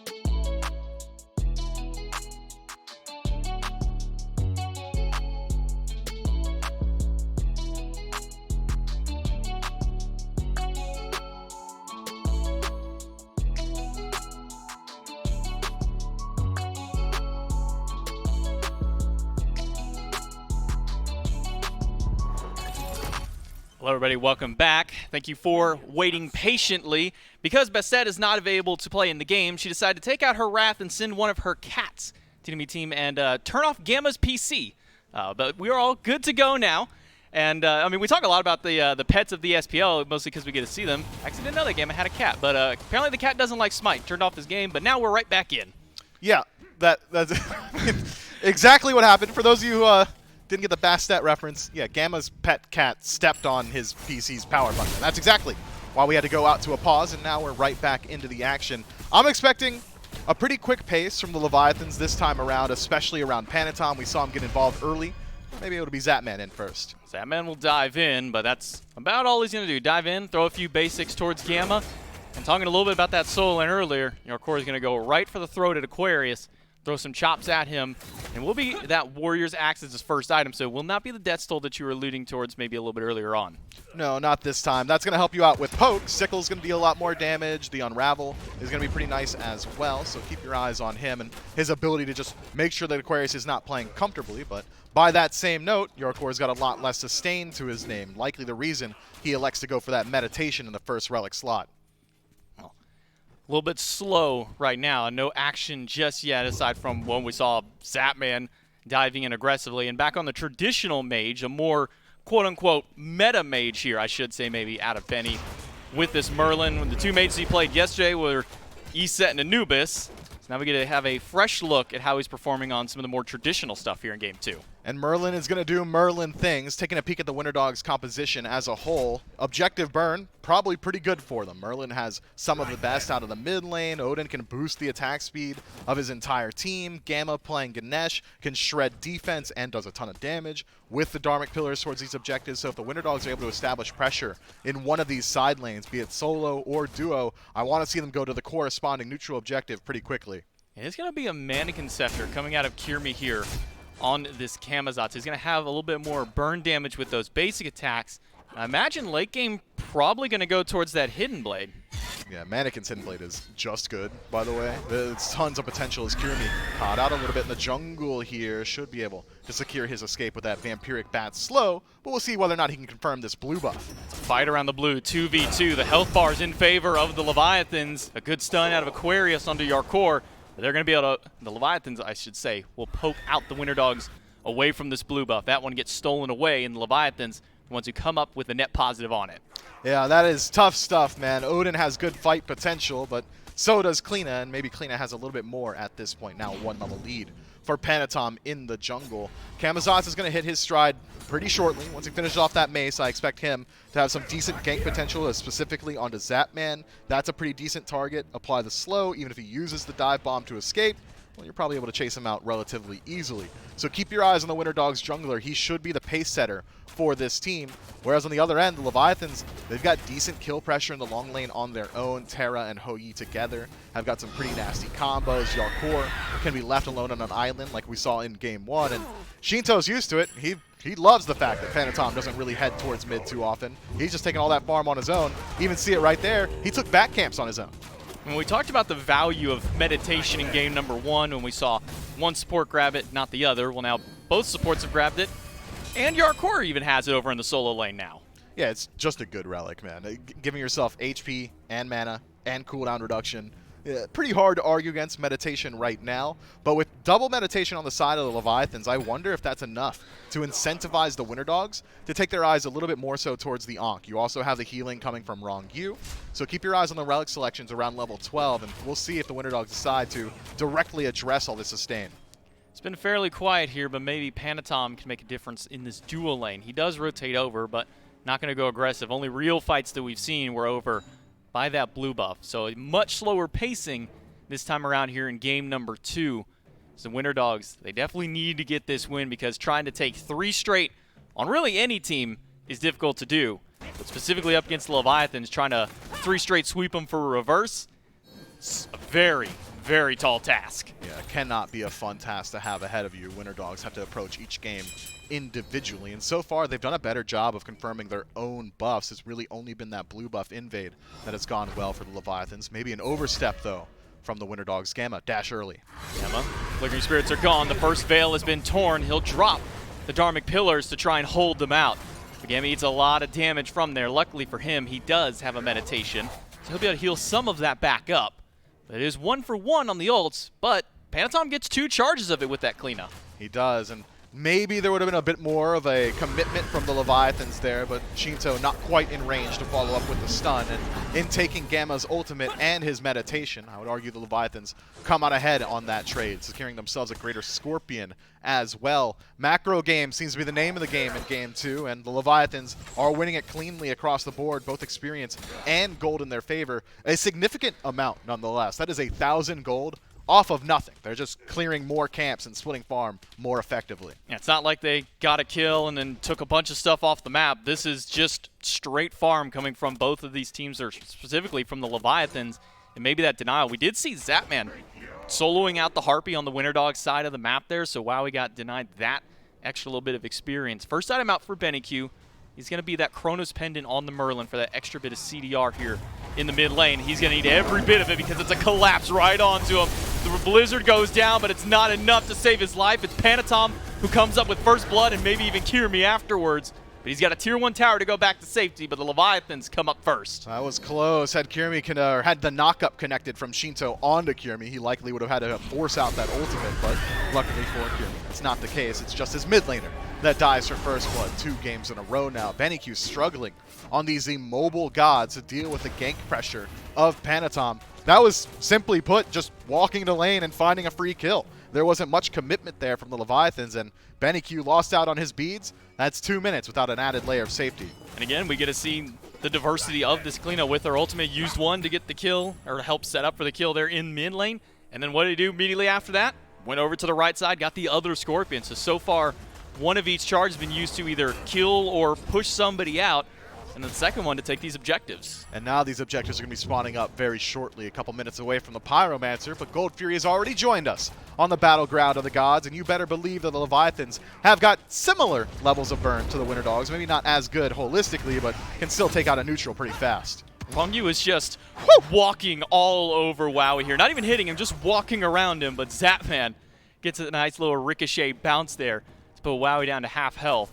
We'll have to sit a little bit more comfortably under his tower. Maybe can't even say comfortable under the tower. He's not been having a fun first couple of games here. All last game he was down, what, level and a half plus throughout the entirety, and maybe it won't change here as Zapman goes in aggressively. He is setting up for that montage bounce. You can see it in Zapman's eyes. Yeah, Zapman is playing for the highlight reel right now, and Wowie is unfortunate enough to have to line up against him. But in creating all that space, it wasn't just for show, it wasn't just for his montage, it was so they can look towards the neutral objective. Gold Fury falling down pretty quickly and nobody in range. Double Veil and everything in the world for the Leviathans. The only one who could have gotten there was Gamma, and he was already well too late to try and stop that one. Another objective, and with only a single kill on the board, Mifflin, we're looking at a 3,500 gold lead for the Leviathans, only 8 minutes in the game. Yeah, I think that's a larger gold lead than what we saw in Game 1, and in Game 1, the Leviathans were manhandling the Winter Dogs by this point. Only 1 kill to their name, but a similar level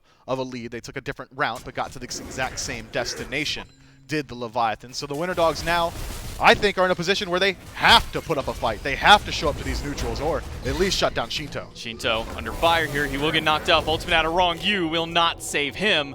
Even though he dealt a lot of damage to BennyQ, it got returned in kind by the rest of the Winter Dogs team here for their first kill up on the board to slow the Leviathans down. Man, that chain CC from the Winter Dogs onto Shinto was so clean. Had they not done it perfectly, Aegis gets channeled. That's just the honest truth of it, and Shinto walks out for free, utilizing the CC immunity in that quadrupedal stance as well. Fortunately, though, the Winter Dogs silence into knock-up, into all the damage that you need to set up for that one.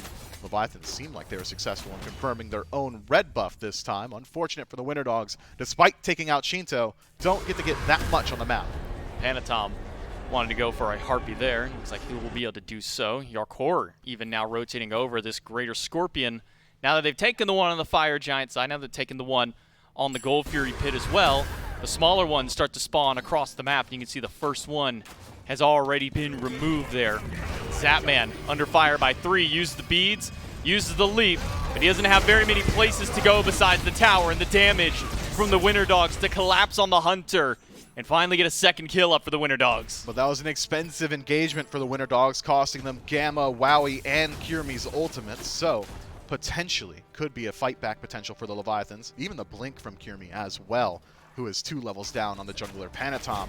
They may have shut down Zap, but Zap is no stranger to this level of focus. He had it in Game 1. He gets it in all of his ranked games as well, if you're tuned into any of his streams. So, I think Zapman just fine with the pacing this time around. Wowie, though, for the first time this set, has got himself a slight advantage in the long lane. Level 11 is Zapman's 10. I mean, we always joke about, you know, the quote-unquote hidden player passives, things like that. And Zapman is no stranger to being the target of literally everybody, as you said, whether it's a competitive or a ranked game or just any game that he loads into.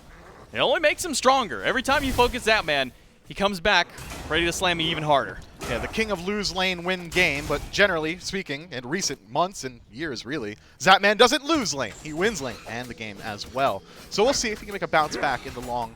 Keep your eyes on the Winter Dogs. They really need to show up towards these neutral objectives. If Panatom pulls this Pyromancer and gets it, that's a massive lead for the Leviathan. So I expect the Winter Dogs to try to show presence there.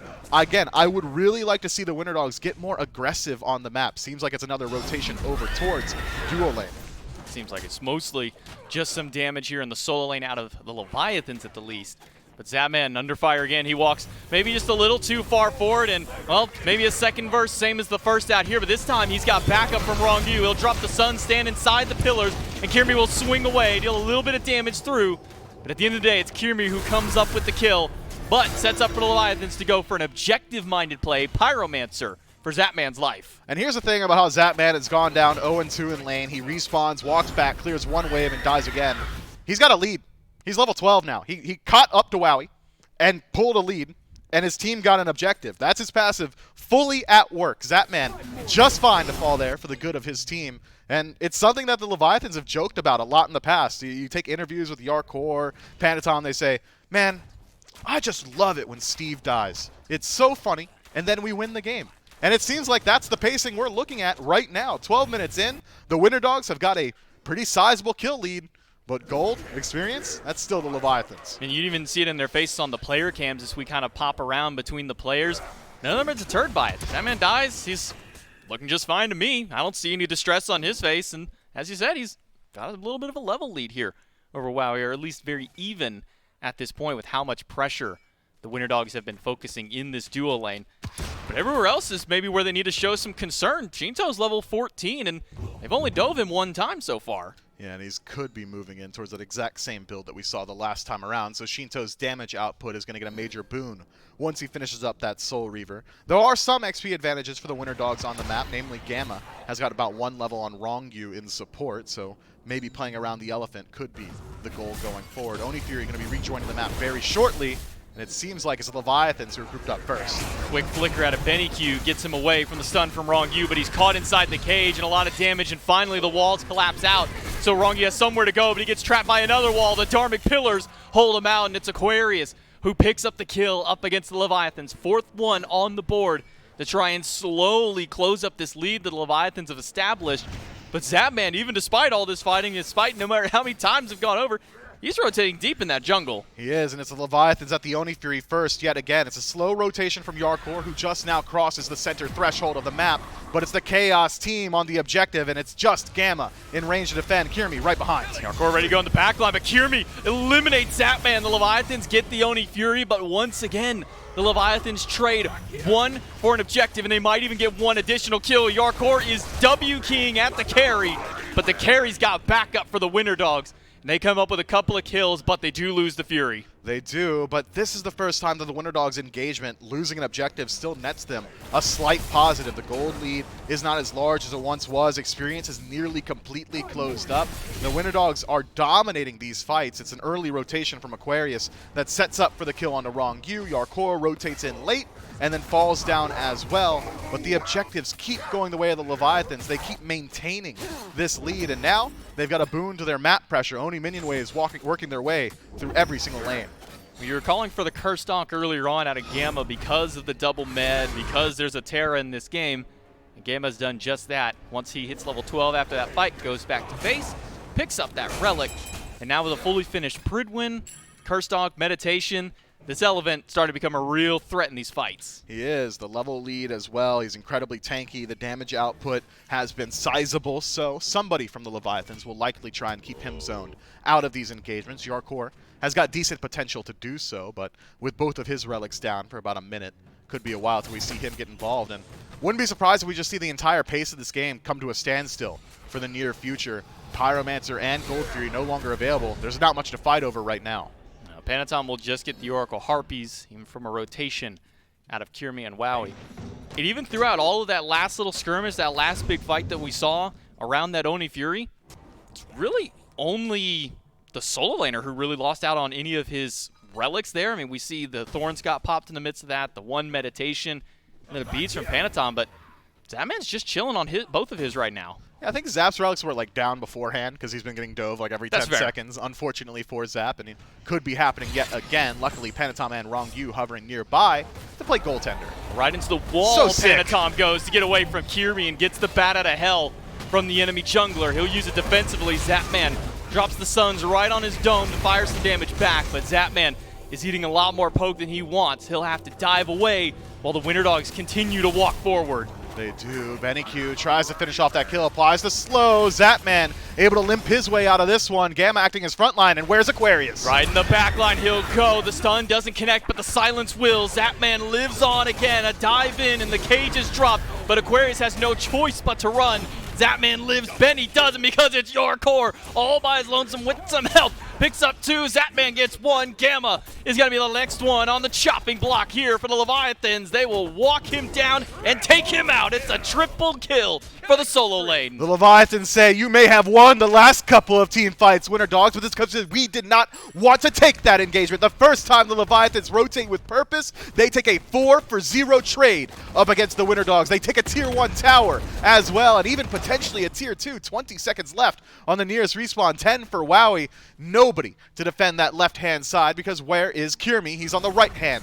Maybe looking towards a Pyromancer solo, some invades, but not enough. Not enough to mitigate this value that the Leviathans have acquired for themselves. Zapman will go ahead and take this tier 2, and we get a nice little front-hand view of this last little skirmish. While everybody was focused on Zapman on the top side, what is Yarkor and his team and the rest of it who's available to him? They're just W-keying the enemy team. Meditation goes off in the midst of it to keep him alive.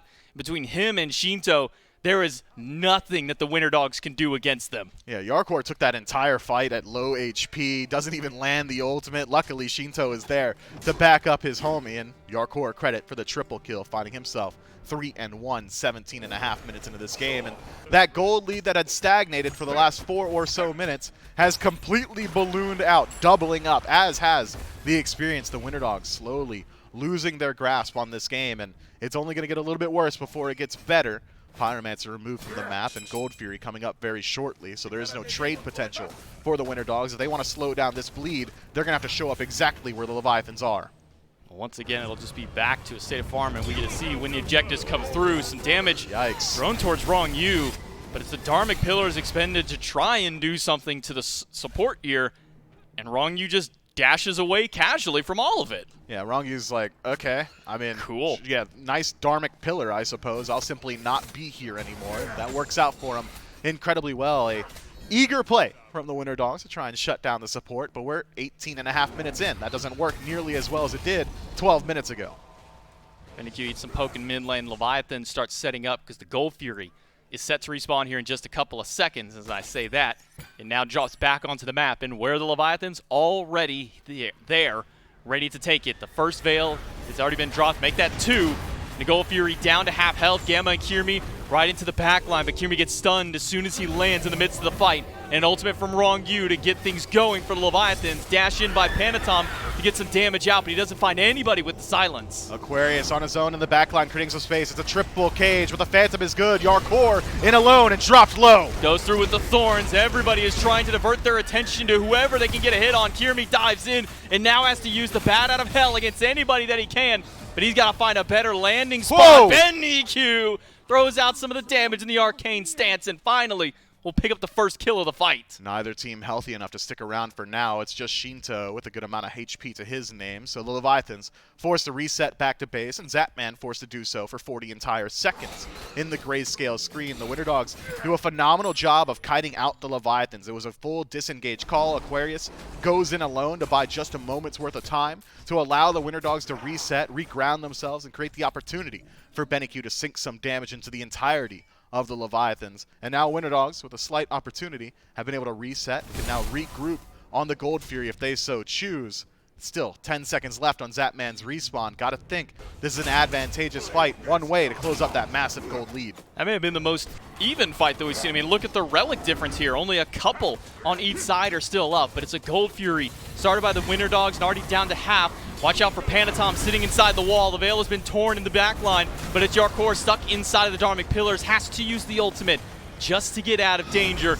Aquarius walks forward, drops the cage, and he'll walk by and leave the rest of the Leviathans sitting inside while the Gold Fury goes to the Winter Dogs. They'll pick it up, but only just barely. BennyQ left alone in the back line, finds a double pullback, but maybe not enough. Aegis keeps him alive, but only for a moment. Credit to Zap. Zapman and Wrong You, and make that Shinto to add another one to the killings of the Leviathans. They lose the objective, but they pick up two, the mid and the jungle, both gone on the side of the Winter Dogs.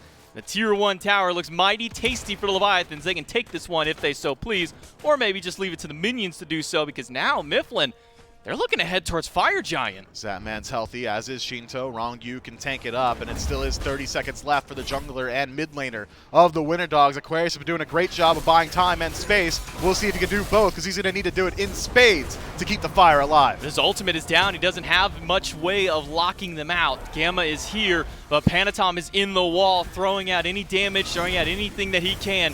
That's a little bit of damage thrown onto Gamma. A leap out of Aquarius and his Thorns. The Fire Giant never got leashed. That one is still sitting down. Quarter health on the objective. Aquarius blinks in, but still no ultimate left to him. Bird Bomb ticks off. No damage there. Gamma dropped low. Fire Giant 10%. Aquarius in. Leviathans do get the Fire Giant. Aquarius in the back line. Gamma low. Shinto will pick him off with the knockup. A dive in from Yarkor finds Wowie with the ultimate and forces the horse out as Aquarius goes down to one. Yarkor falling low. Kirmi slowed to oblivion by the minion and by his own slows. Man, the Leviathans dance around that Fire Giant, masterfully utilizing and throwing around their weight. Had they not had the lead that they have right now, the Leviathans that is, they likely would have played a little bit more cautiously around the Fire Giant, reset it at some point, but instead, in holding on to that aggro for what I believe was around an entire minute, the Winter Dogs had to hover nearby, dropping all their HP bars low. Aquarius was never allowed to disengage, neither was Gamma, which is why they're both in the grayscale right now. The Leviathans bait them in, shut them down, and take the objective. And with all of this fighting that's been happening across the board, Mifflin,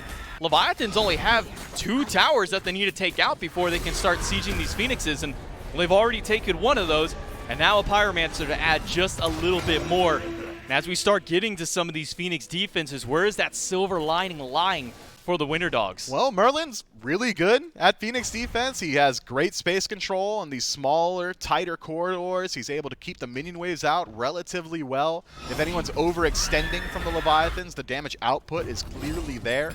But some silver linings around the Ring of Spears might not exist because Phantom is still available for the Leviathans. So as long as they're playing around that initial siege, the Winter Dogs are going to struggle mightily. If the Winter Dogs can stop exactly one push, that should be enough to slow down the Leviathans for at least an entire minute.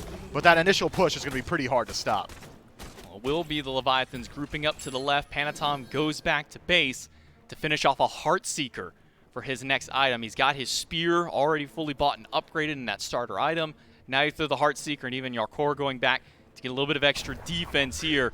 Talk about a dangerous and a tanky front line, and in the way of Panatom, an annoying person to dive the back line. Man, I'm just looking at Yarkor with literally zero respect to his name right now. Just walks into 3 members of the Winter Dogs in mid and says, hey, you can engage on me and lose a Phoenix, or maybe your lives as well. And I'm not really worried about it. Worst case scenario, I ult out, and that's exactly why we see the Winter Dogs fully reset. 5 stack on left, putting up a defense against the 3-man stacking of the Leviathans, while Panatom and Yarkor work through that mid tower. If it's going to be a 3-2 split, I'm not sure which 2 members of the Winter Dogs can line up against the Leviathans. They're going to send Kirmi and Aquarius over towards that left, or maybe just Kirmi.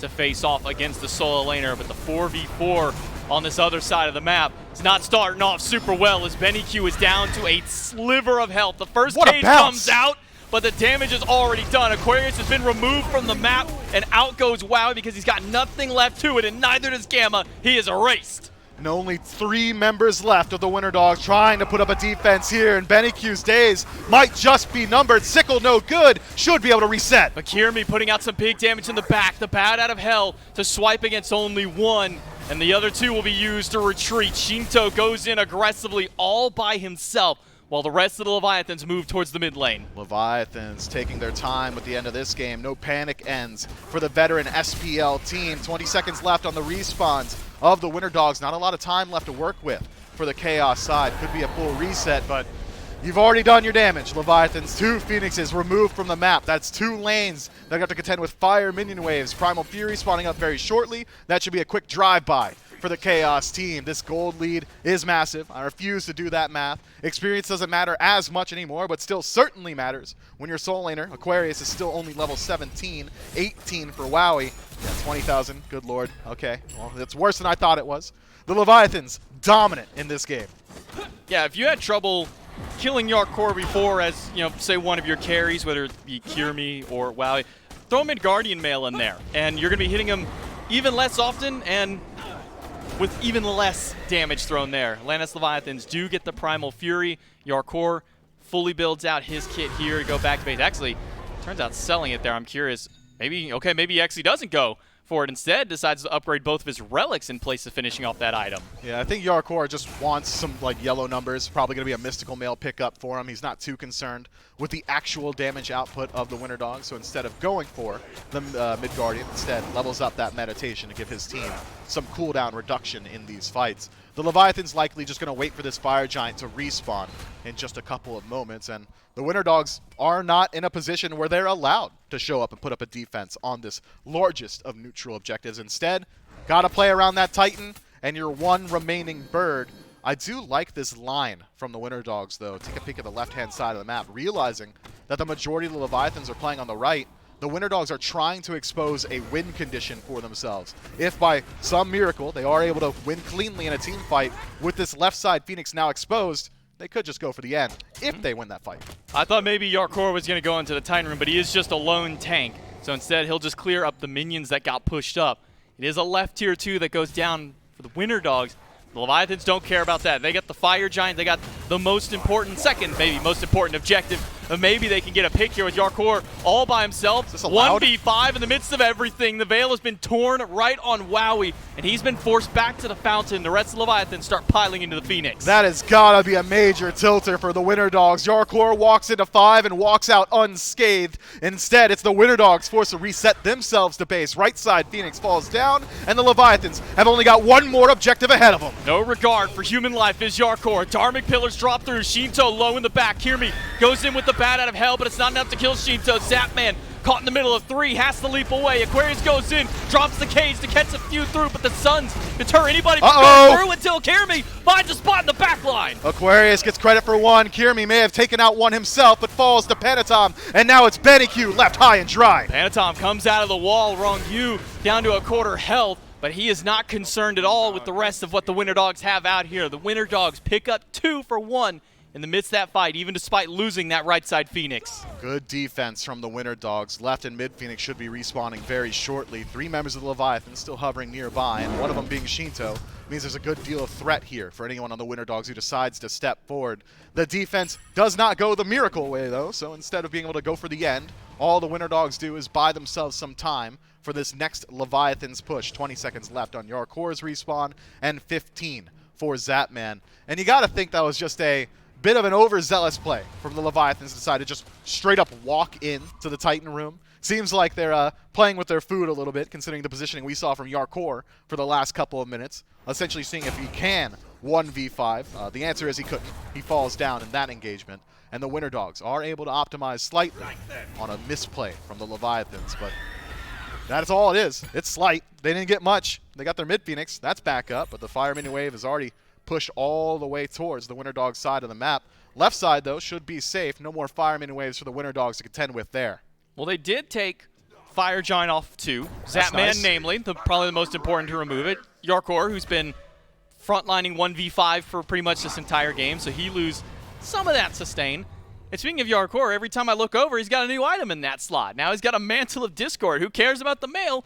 So he has a little bit of extra defense on both sides this time. Yeah, Yarkor decided that if he is going to play 1 versus 5, he may as well stun people that are near him when he gets dropped low, and Mantle of Discord will be able to do just that. 3-man stack from the Winter Dogs here. Shinto playing far forward. Gamma dashed in. Yarkor in the midst of 2. Benny Q low, stunned out, and he'll let the flicker over the wall. Yarkor is sending a lot of damage back with that Shield of Thorns, but it is the Dharmic Pillars expended in the midst of the fight. Aquarius on the back line. Yarkor still going in, even despite being at a 3rd health. Yeah, that's Yarkor's name of the game. It's a blink in from Kirmi, puts a little bit of damage forward. It's Aquarius who actually finds the impactful cage. Another Veil, but it's only hitting Aquarius here. Silence doesn't do a whole lot, and a lot of the Winter Dogs are healthy. Interesting to note here, though, Benny Q does have alternate timeline up and available to him during this fight. We'll see if maybe he can get some value out of that starter. Fire Giant doesn't have much time left on it. We'll see how the Leviathans decide to play now. Mid Phoenix is dropped low. Right side, going to have Fire Minion Waves working their way into the base of Winter Dogs very shortly. But it's the Leviathans taking a more roundabout path, a slower path, more methodical, and back themselves up towards the Oni Fury. Well, that's going to spawn some enhanced Minion Waves on some waves that are already enhanced. So the Leviathans likely going to utilize this map pressure to reset and try yet again for the Fire Giant. The Winter Dogs have done a great job withstanding the brunt of the Leviathans' push. What are they waiting on here? They started up the Fury and then they quickly stopped, and now everybody is instead going back to base. The Winter Dogs, they're all grouping up around this Fire Giant. Right-hand side, blue buff, so everybody is standing at the moment. It's just Zapman to the left-hand side. 3 of the Leviathans now moving up the mid lane, and maybe now towards the objective. Winter Dogs they're going to be waiting a while, I'll say that, if they're waiting for them to go to this Fire Giant.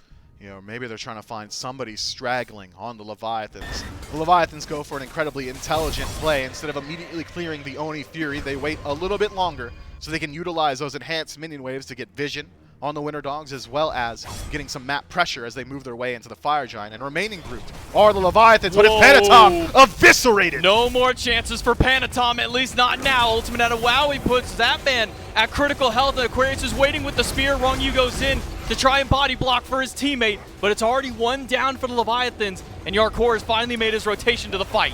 Aquarius still alone in the back line, but he's not the target. Rongyu's found Gamma, and he's dropped low. Zapman has to play cautious on this push. Luckily, not needed to finish off that kill. Shinto takes this one. And Kirmi had to go back to the base because the minions were starting to pour into the throne room, but that's the call for the Leviathans to move forward. It's now a 4 versus 4 in the throne room, or at least at this Phoenix. Benny Q taking a lot of poke from the solo laner. Aquarius goes in, and so does Kirmi to find even more damage up against Zapman. He leaps out, but Kirmi leaps back towards Yarkor, who's been left straggling. Aquarius re-engages, puts a little bit of damage into the back line of the Leviathans, nearly connects the stun, but is unsuccessful. That should spell the end of this fight for the Winter Dogs. Take a peek at the relics. Blink is available to Aquarius, with no re-engage this time around. The Leviathans, they walk into a trap, Panatom falls, they nearly turn around the entire engagement, but Yarkor falls as well. 40 seconds left on the solo laner for the Leviathans.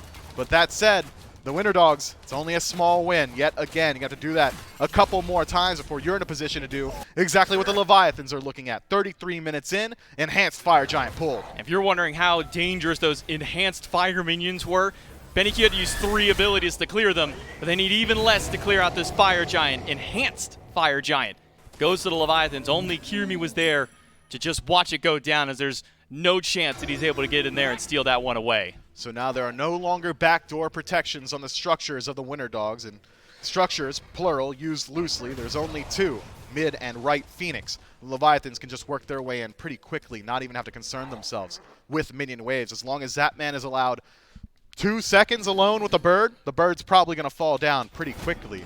I like the play that we saw from the Winter Dogs grouping up and ambushing the Leviathans. I'm curious to see if we're going to see that exact same play yet again. It's a significant grouping from the Winter Dogs on the left-hand side of the map. Everybody just waiting patiently to see which lane is going to be the priority for the Leviathans. They're grouping up right. Winter Dogs are grouping up mid. Kirmi and Gamma very far up. Gamma's got to go back to base because he's, well, too far out of position to try and get back to this fight. No. Panatom, I thought he was going to go in that wall for a moment, see if he can find anything. But instead, it's just Leviathans grouping up to the right side. Phoenix, and a lot of damage towards Benny Q, Shinto, and Kirimi. Alternate timeline is popped, but that's only going to delay the inevitable for the mage as Panatom dashes forward and puts him down. Wowie on the horse cannot escape the wrath of the jungler. Panatom picks up a double kill, and it could be curtain calls in game 2 for the Winter Dogs. Gamma makes his way back to base, and Aquarius blinks past damage, but he leaves his Titan exposed. Titan is going down, half health on it, and not much else. Aquarius dives in on 4. And they're putting some good damage through. Panatom finds Gamma for a delayed triple. And game number 2, gonna go over to the Atlantis Leviathans. It wasn't as convincing as game 1, though. This one took a lot longer, 35 minutes, for the SPL team to put themselves 2-0 up against the Winter Dogs. I'm not fully convinced just yet. I'm not calling for a reverse sweep. I'm not that confident in the Winter Dogs as of right now, but I wouldn't be surprised if this set goes at least 4. We saw one hat trick pulled out here by the Winter Dogs. Do they have another one ready to go? We'll find out in game number 3.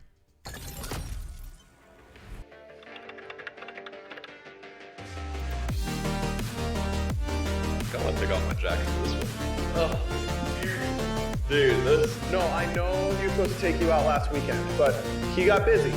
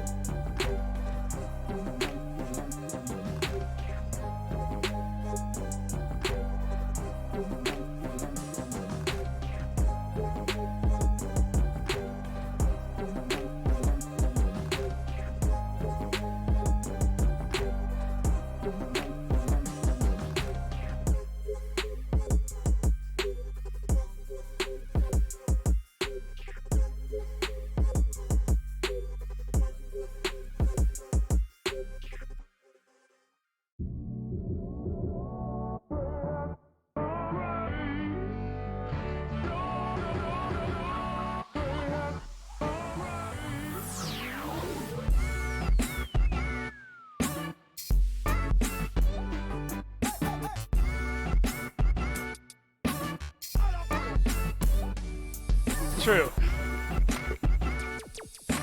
Oh, we're getting 5-y.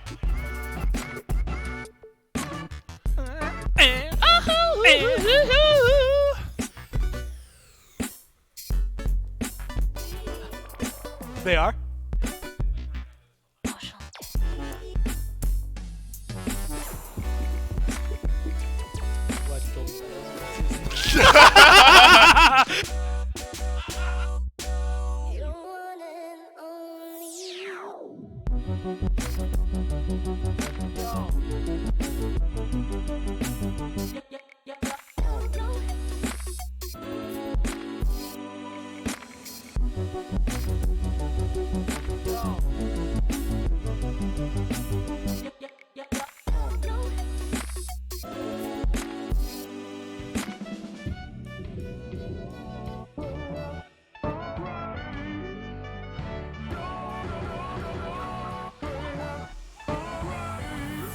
Not CEO of Amazon anymore.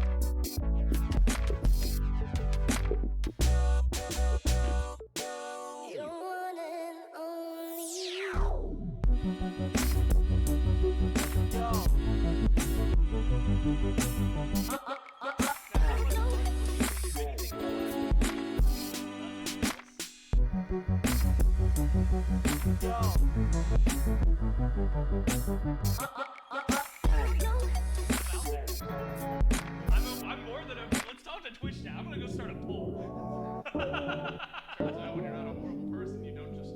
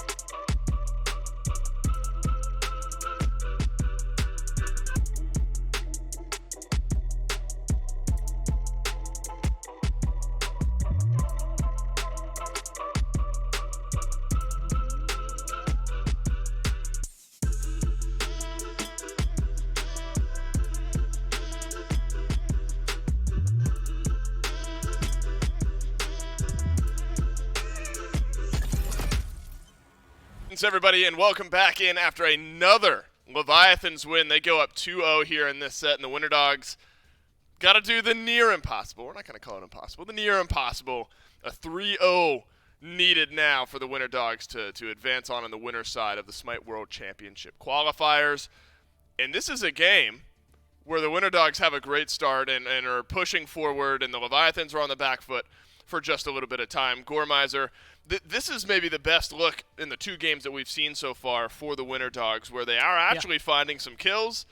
They are forcing the Leviathans back, but all this time, the gold lead is still for the Leviathans. Yeah, I think that's the big takeaway, right? You're getting these what are big wins, quote unquote, for the Winter Dogs, team fights that are going your way, but oh man, a neutral objective slips through your fingers, something else slips through your hands, right? And slowly but surely it starts to kind of pivot. I think it was 6-1 at one point. Winter Dogs have a pretty big lead, but even when they were up 5 kills, they were down 4,000 gold, and that's always the like trick, right? When you look up and you see those numbers, it's always very misleading. But you have to look at the gold numbers, because the Leviathans didn't ever feel out of control in this game, even when they weren't actively winning a lot of the fights. And then ultimately, they do start winning the fights, right? Because they've got a gold lead. So at a certain point, the power dynamic just shifted in their favor. And so I like that Winter Dogs held on and honestly gave them a little bit more of a run for their money. But it's these neutral objectives that are going to need to take a little more priority over kills in the next game. Gore, you wonder if that's the type of game, if you're the Winter Dogs, do you leave that game maybe feeling more confident in your abilities to even take a game? You know, game 1 was not particularly close. The Leviathans from minute 1 felt like Panatom in the jungle was just kind of running over the Winter Dogs. This game, the KDAs are going to look a little bit cleaner. Gamma had a tough game, 5 deaths there, but you can't rule out BennyQ. The Merlin kind of got jumped on. It feels like everyone from the Winter Dogs was kind of kept mitigated, but there were at least some kills rolling through. The Merlin did big damage numbers. And so you wonder if you're the Winter Dogs. You realize that there were things at least working for you here in Game 2 that you can maybe push on to Game 3.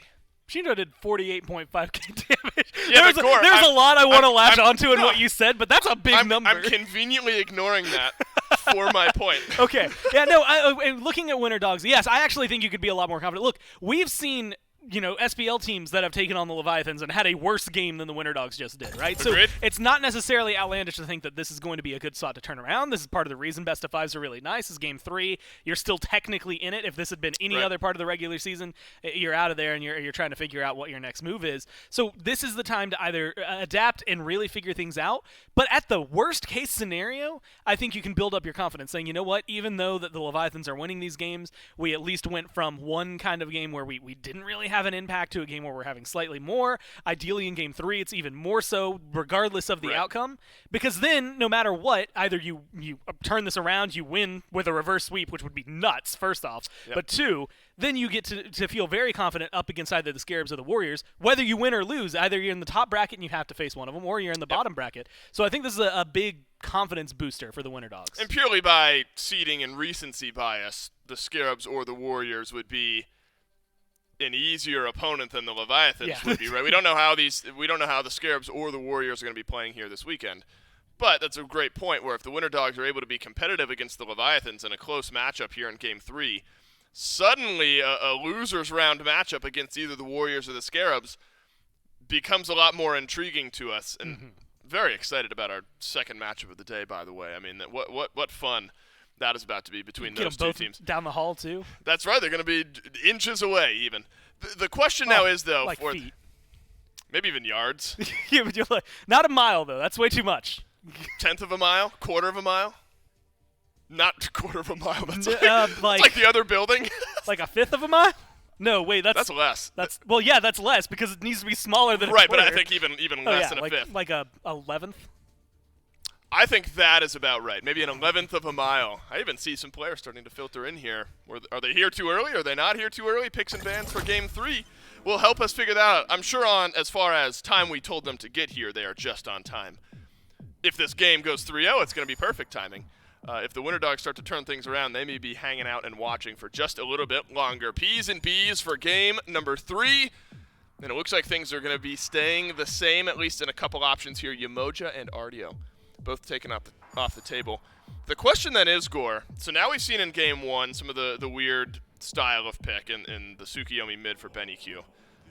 Then we saw a perfectly normal draft for the Winter Dogs where you're kind of keeping things normal as far as draft strategy goes. Yeah.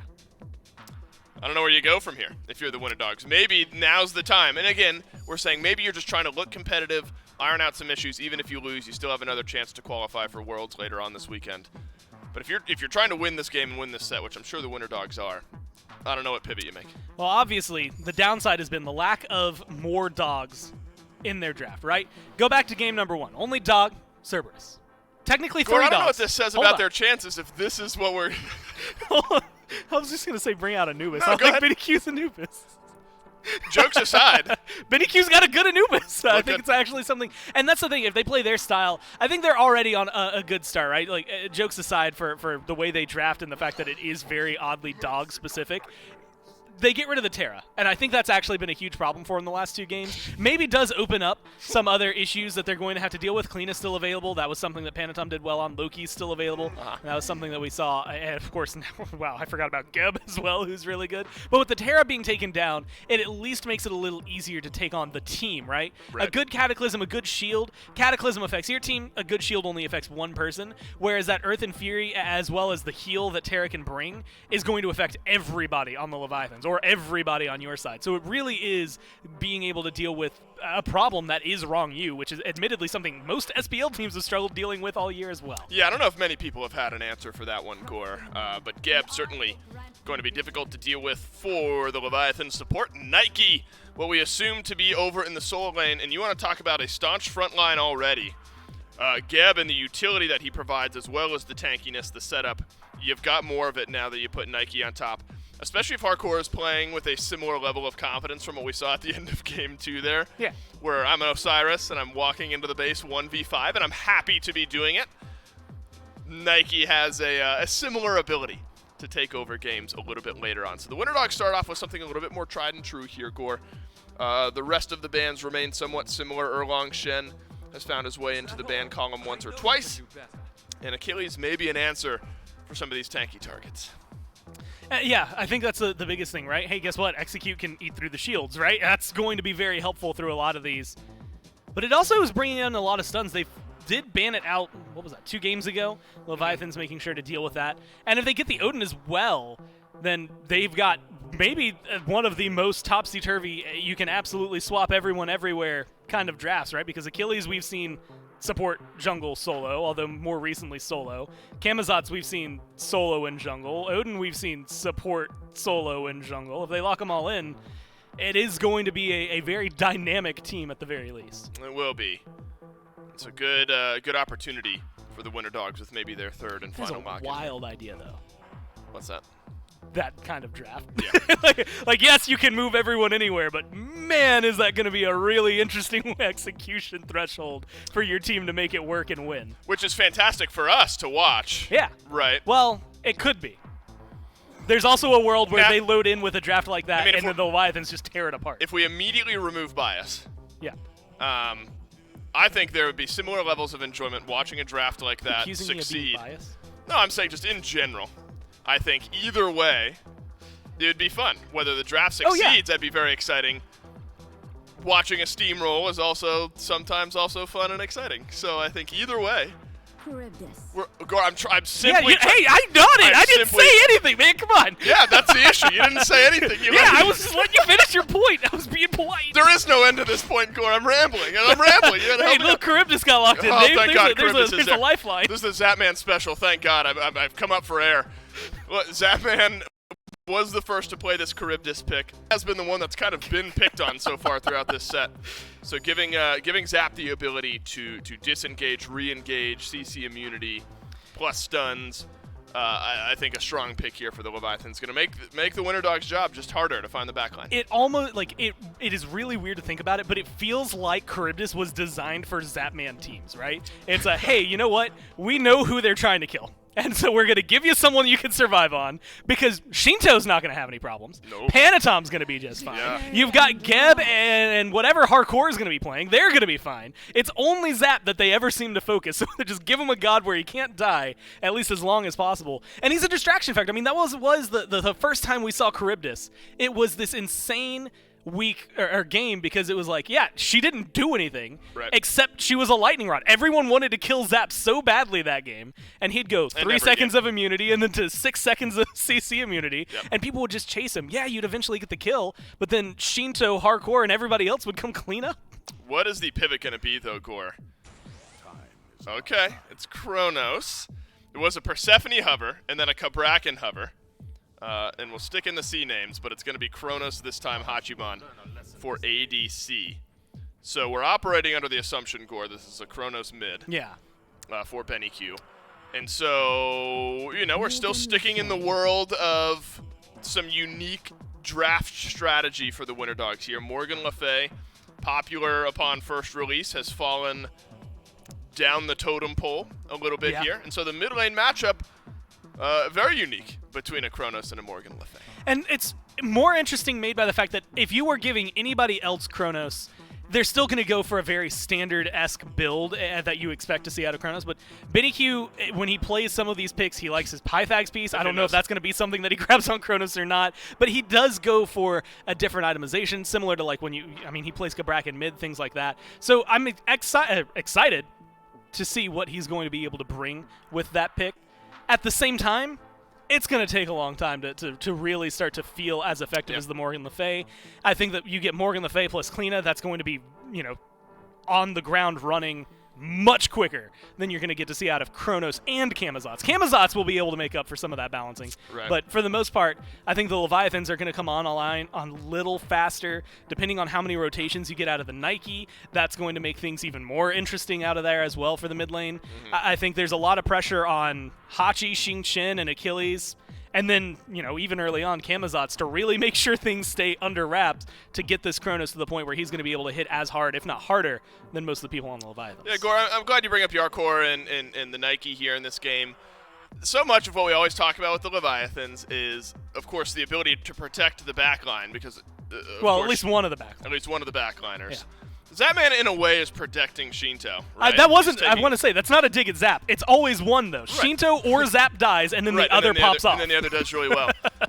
and that's kind of a backwards way of saying that the front lines for the Leviathans are so good. Yeah, they're real good. Right? I mean, they just play at such a high level. And so you give two facilitator-style picks in the Geb and the Nike to the Leviathans, and the self-disengage that Shinto and Zapman both have. So you look at kind of the both sides of the coin, where the unreactable CC is one of the casters on this set loves to say, in the Morgan Le Fay, and then the disengage that Zapman has.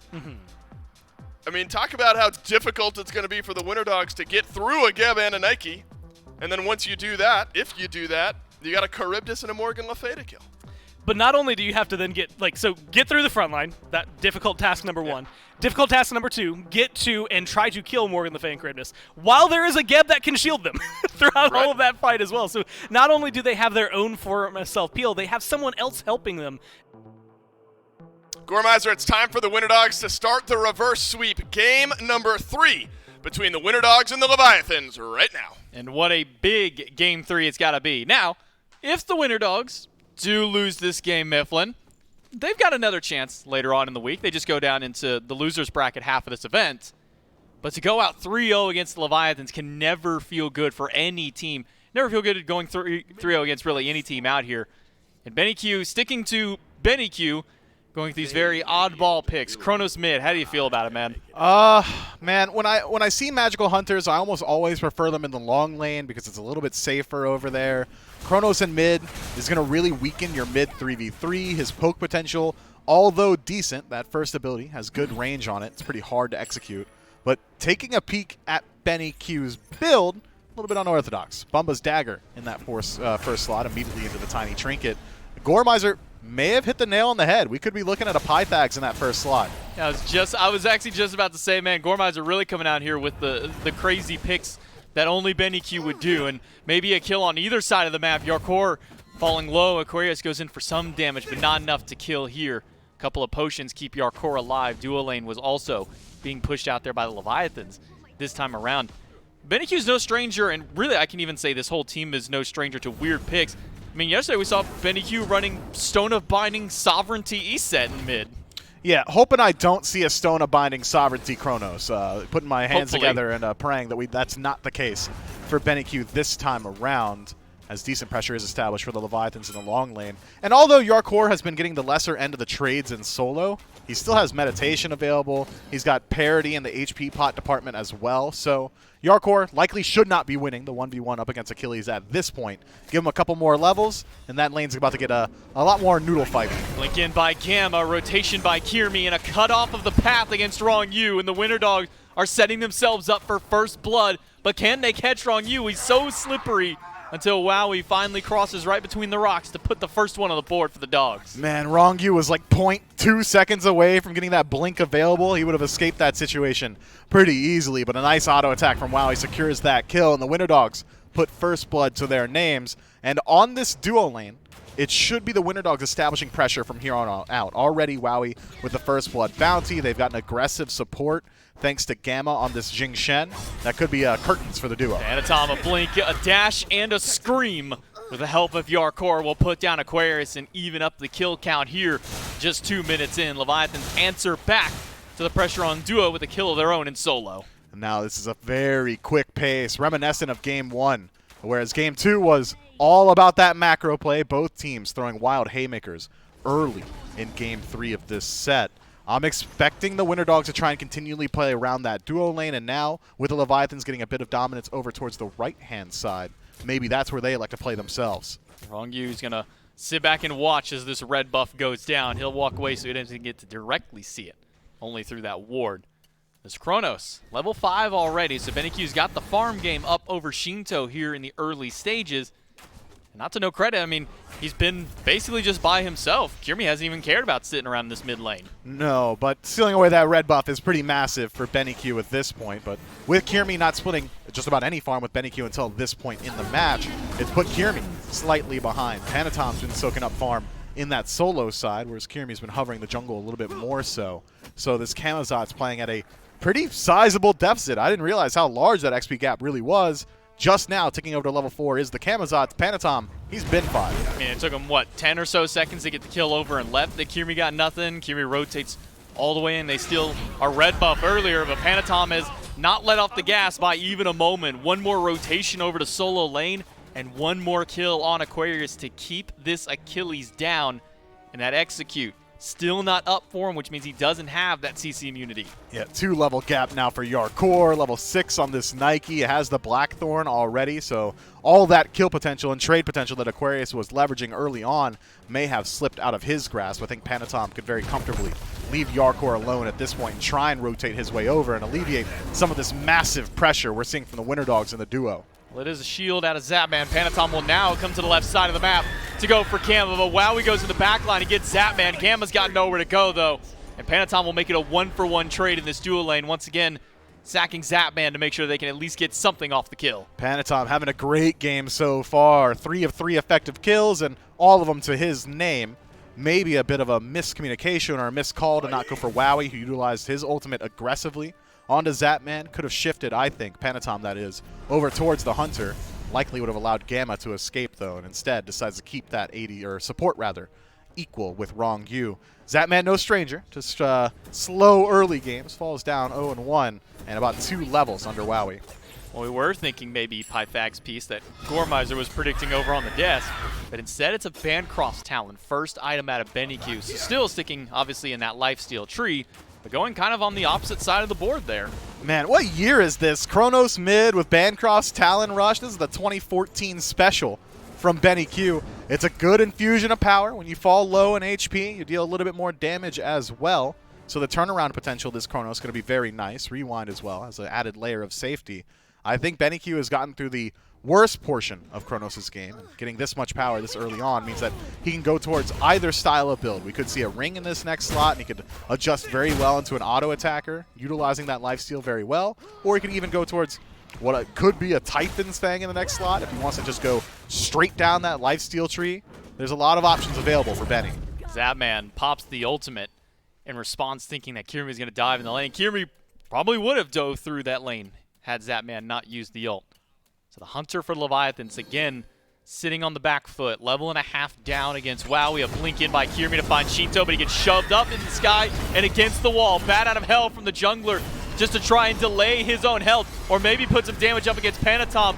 The whale comes through. Panatom lives for only a moment until he's thrown right into the clutches of BennyQ to take him out. No CC immunity available to clean us, so that's easy for Gamma to do every single time. 5 levels away from Panatom picking up beads. Cataclysm on BennyQ. He's going to fire some damage over at Shinto, but the rewind is there for the Kronos, and he's going to get literally all of that health back. But it cost him his beads and his ultimate. BennyQ still in hot water here for subsequent invades. So expect Panatom to start to rotate his way in very shortly. And despite Panatom falling there, still a level lead over Kirmi in the jungle, who just now ticks over to level 7. Zapman seems to have found a little bit more parity in the lane as well. Wowie getting pushed back towards his own tower. The Leviathans are doing a great job of establishing pressure on the map. Once this Greater Scorpion falls on the Gold Fury side, Got to think the Leviathan's going to try and make some quick plays towards it. Greater Scorpion will go down nice and easily. A double Veil here by Panatom will make sure to make quick work of that smaller objective. The level 9 Kronos, his first full item through. Aquarius, after being the lightning rod of his team here in game number 3, he does manage to get his Blackthorn Hammer online and a tier 1 mail. Yarkor is just that little bit extra ahead of him, tier 2 on his mail.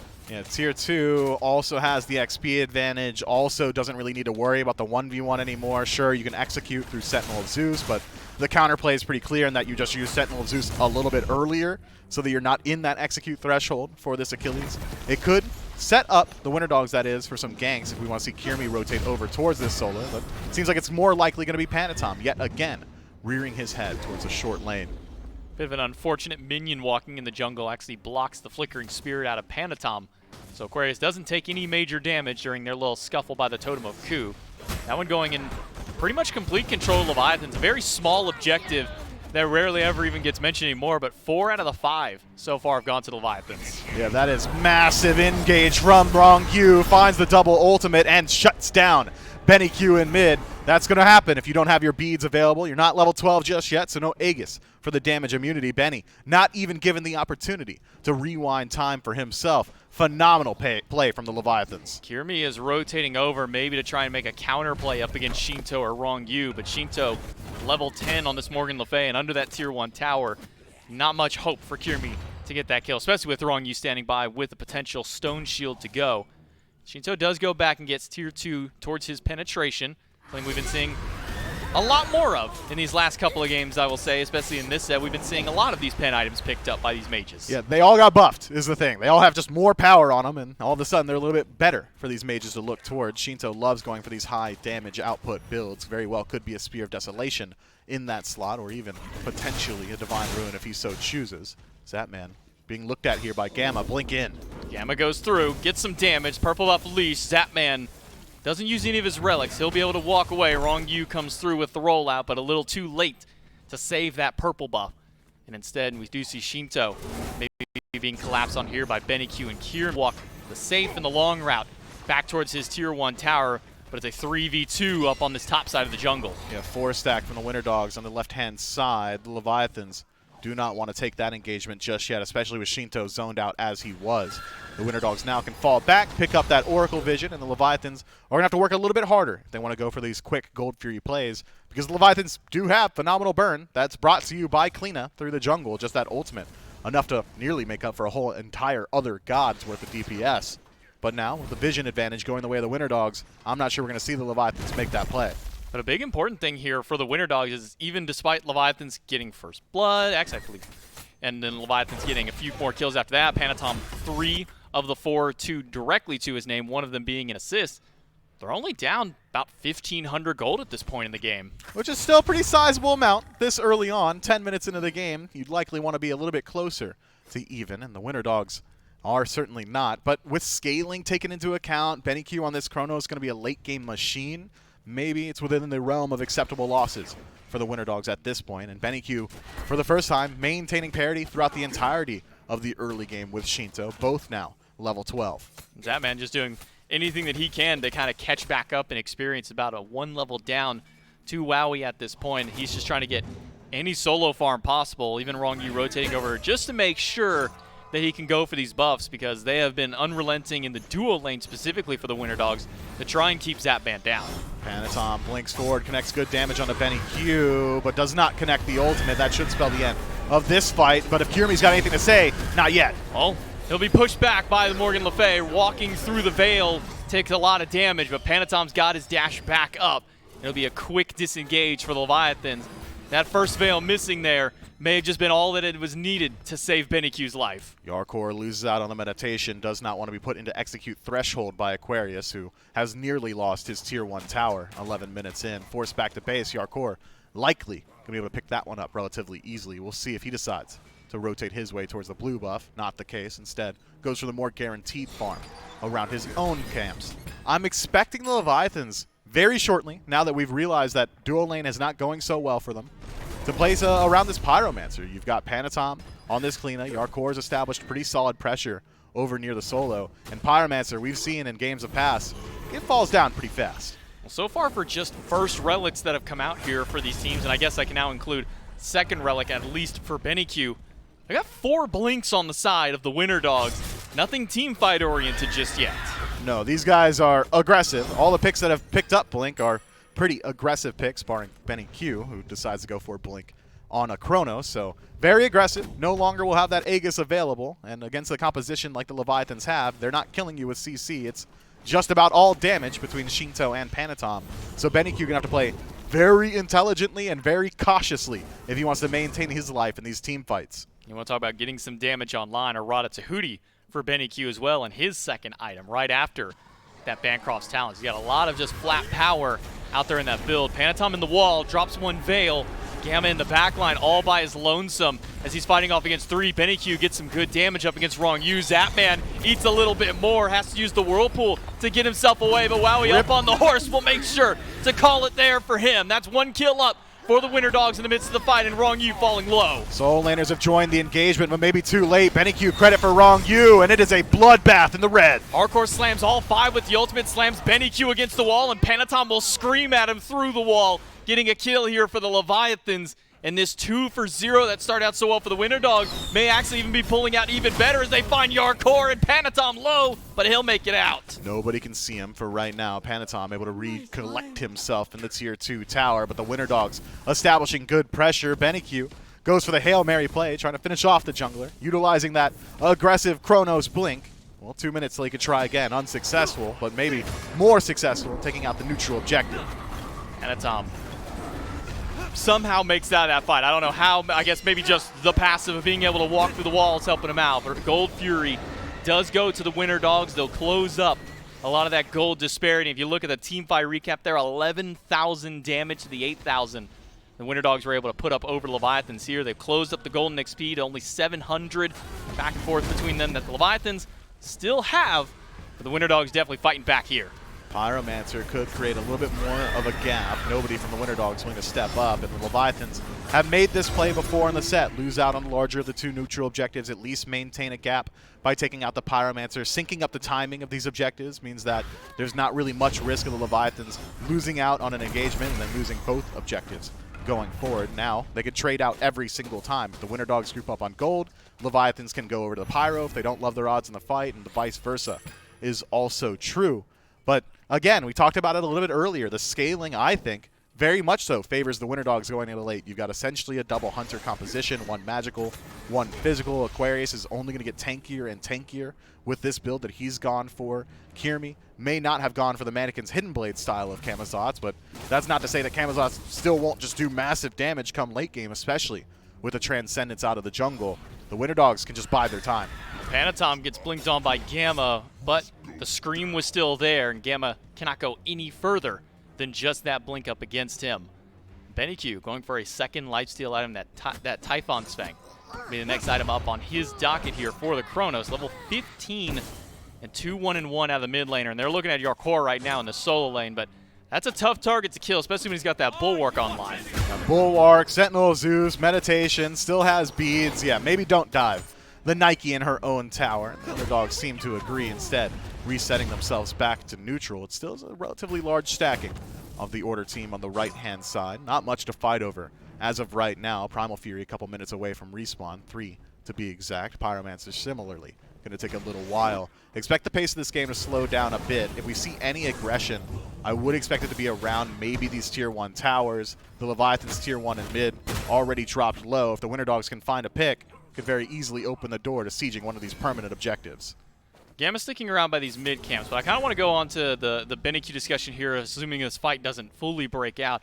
You know, he's gone for this Bumba's Dagger as his first item. When it comes to his finalization of that item, do you think he'll go towards the Spear or the Hammer? Well, it depends. If he wants to one-shot people, Bumba's Spear. If he wants to survive in these engagements for a pretty long time, Bumba's Hammer is going to do a lot of that for him. And considering he hasn't gone towards very much CDR already, Bumba's Hammer looking that much more valuable as well. We'll have to keep our eyes on that one. But that said, with Bumba's Hammer, you kind of want to go slightly more auto attack. As of right now, doesn't really have any attack speed built into his kit. So I'm very excited to see which way he elects to go. You were right in saying that it's a Typhon's Fang, so some penetration now purchased. 10% from Tahuti, 10% from Typhon. We're sitting at 20 total.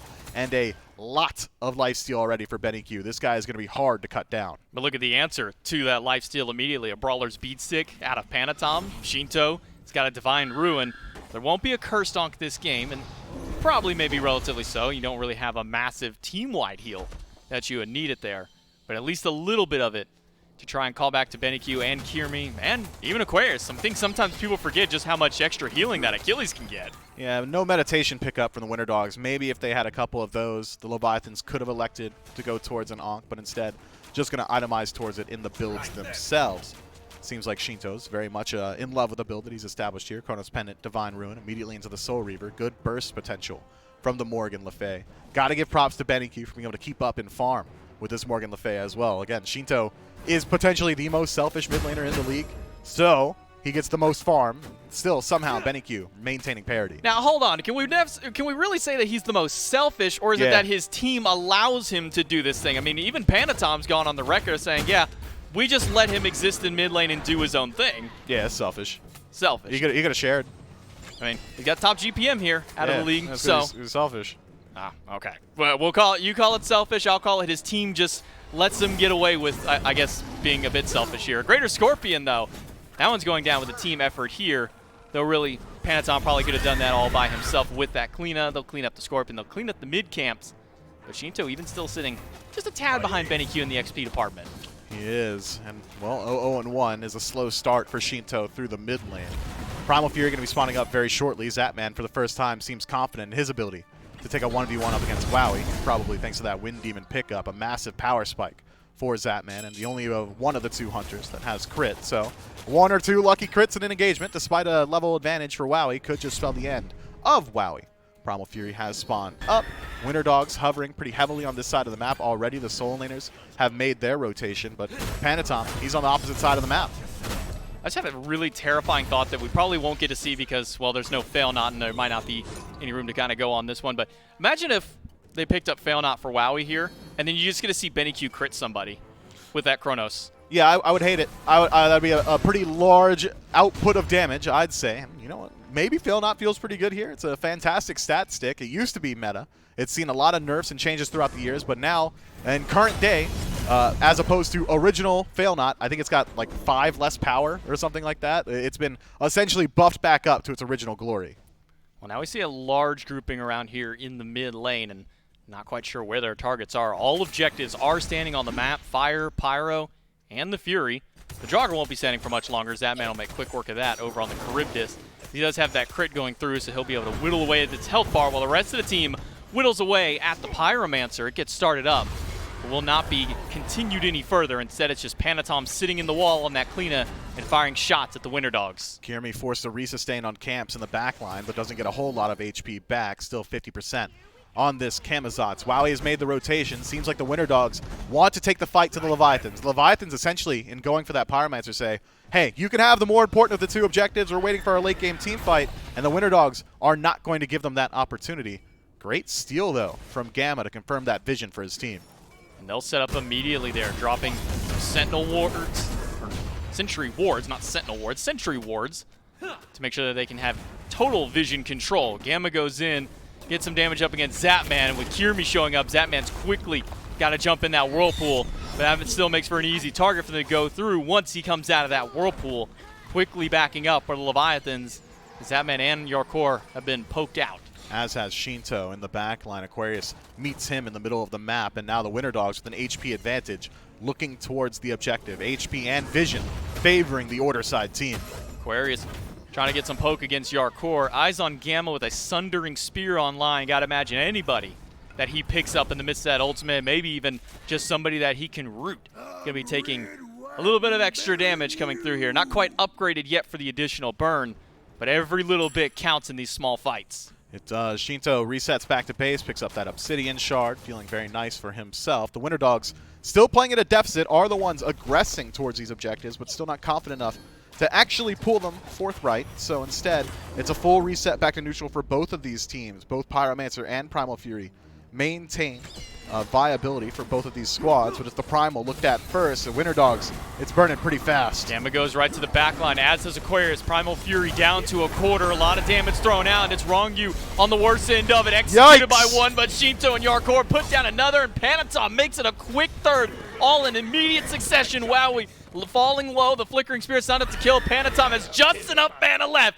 to scream at him to death, and 4-1 go the Leviathans in that fight. Panatom goes massive in that engagement. The majority of the damage output coming from the jungler. 6-1 and 3 for the Leviathans jungler as well. An impressive stat line, but it seems like the Leviathans have got their heads on their shoulders. They don't want the Primal Fury. That may have been where the fight started, but it was over the largest neutral objective, Fire Giant. 4 members still dead on the Winter Dogs. Time to tie up your cape, Kirmi. This is going to be a big chance for him. He does have ultimate. Keep your eyes on this Camazotz. Instead, he's got his sight set towards Shinto. The maul has been used by Zapman, waiting for Kirmi to land. He'll throw it out there, he'll get the stun, and he'll get the reset. Zapman picks him up for a delayed deicide up against the Winter Dogs, and the Fire Giant goes cleanly to the Leviathans. I'd almost forgotten that you could reset that ultimate, man. Charybdis does not often get those opportunities, but does so and expands his damage onto the Fire Giant itself. And now that buff finds itself comfortably on all 5 members of the Leviathans, and with Kirmi desyncing his death with the rest of the team, 30 seconds in the grayscale, this could even be an opportunity for the Leviathans to look towards a Phoenix, which is why we see the Winter Dogs respectfully sending everybody back to base, trying to maintain their bird. Good few towers to still go through our Leviathans. They took off 1, but in the back line goes Gamma, grabs 2, finds a couple with the ultimate, or tries to, but only throws back Yarkor, and that's going to seal the deal for Gamma as he dies under the right side Phoenix. Wow, he has to dash away as Rongu and Panatom chase them out with a double Cataclysm. If those beads were down, so would the Winter Dogs, but the Leviathans are able to reset themselves here. Right side Phoenix taken away, and well, there's still another desynced death. Gamma dead for 30 seconds. The Leviathans may as well work their way through the map. Tier 2 tower, definitely an option available to them. Primal Fury still available as well. And the Winter Dogs, I'm not sure they want to take a fight anymore. We were looking at a 2,000 give or take gold lead for the Leviathans, not even right before that Fire Giant and Gold Fury fight broke out. And now it's ballooned out to about 8,000 up here for the Atlantis Leviathans. Experience not as important anymore as people are hitting level 20, but interesting to note here is that Kirmi is still down 2 levels over to Panatom. Yeah, Kirmi's going to be able to eventually hit level 20, just now ticking over to 19, maybe a little bit more important for Gamma, who is still level 15. This Jingchen not incredibly tanky, despite having a phenomenal engagement. Gamma, that is, on that right side. Phoenix finds a knock-up onto both Shinto and Zapman, followed up by a root. It's Gamma who falls down immediately afterward. The rest of the Winter Dogs not able to close gap onto those priority targets, and the Leviathans playing with house money, 10,000 gold in the lead. Fire Giant still on 5 members for 2 entire minutes. Good lord. Experience also in the 5-digit mark as well. The Winter Dogs, they may be able to put up a defense here. Benny Q still looking to finish up that build. It is a Bumba's Hammer upgrade for him. And now moving into that ring tree, could be Demonic Grip for penetration. Shaman's Ring comes to mind as well. It is the Demonic Grip. So if he's able to land a ton of auto attacks into some of these priority targets on the Leviathans or even tanks, he could burn them pretty fast. And we thought Panatom's damage at the Gold Fury was already absurd. Now throw in that Bumba's Spear that he picked up after the fight.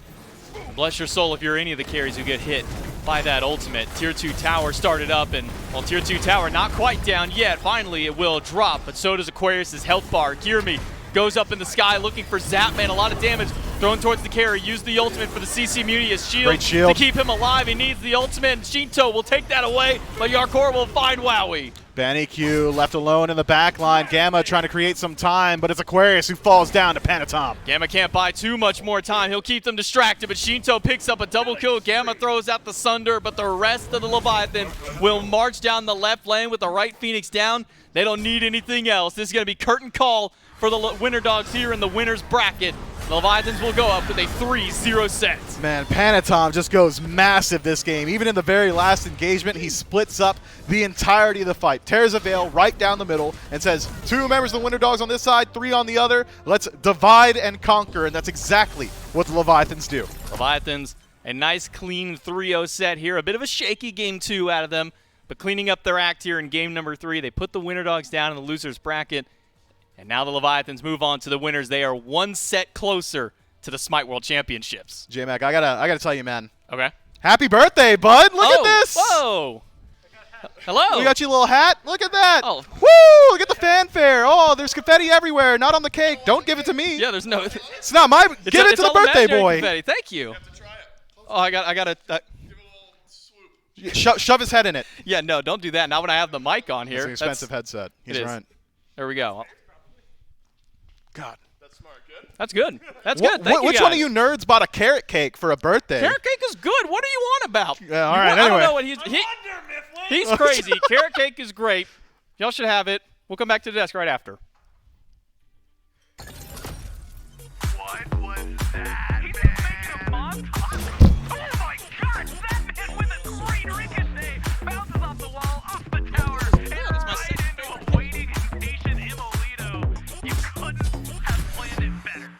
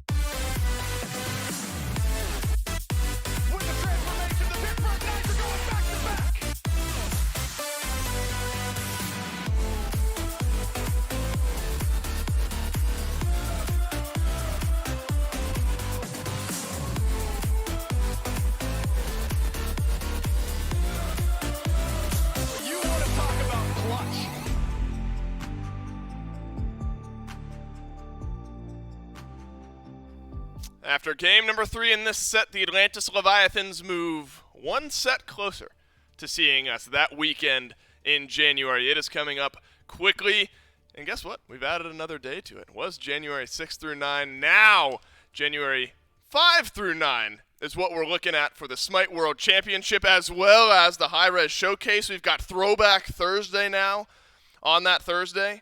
So hi-rez presents now the hi-rez showcase. That's this schedule, January 5th at 11 a.m. The official tailgate will kick off at 8 a.m., and a whole lot of fun to be had on that day. The day that we have now added is this one, January 6th, Throwback Thursday.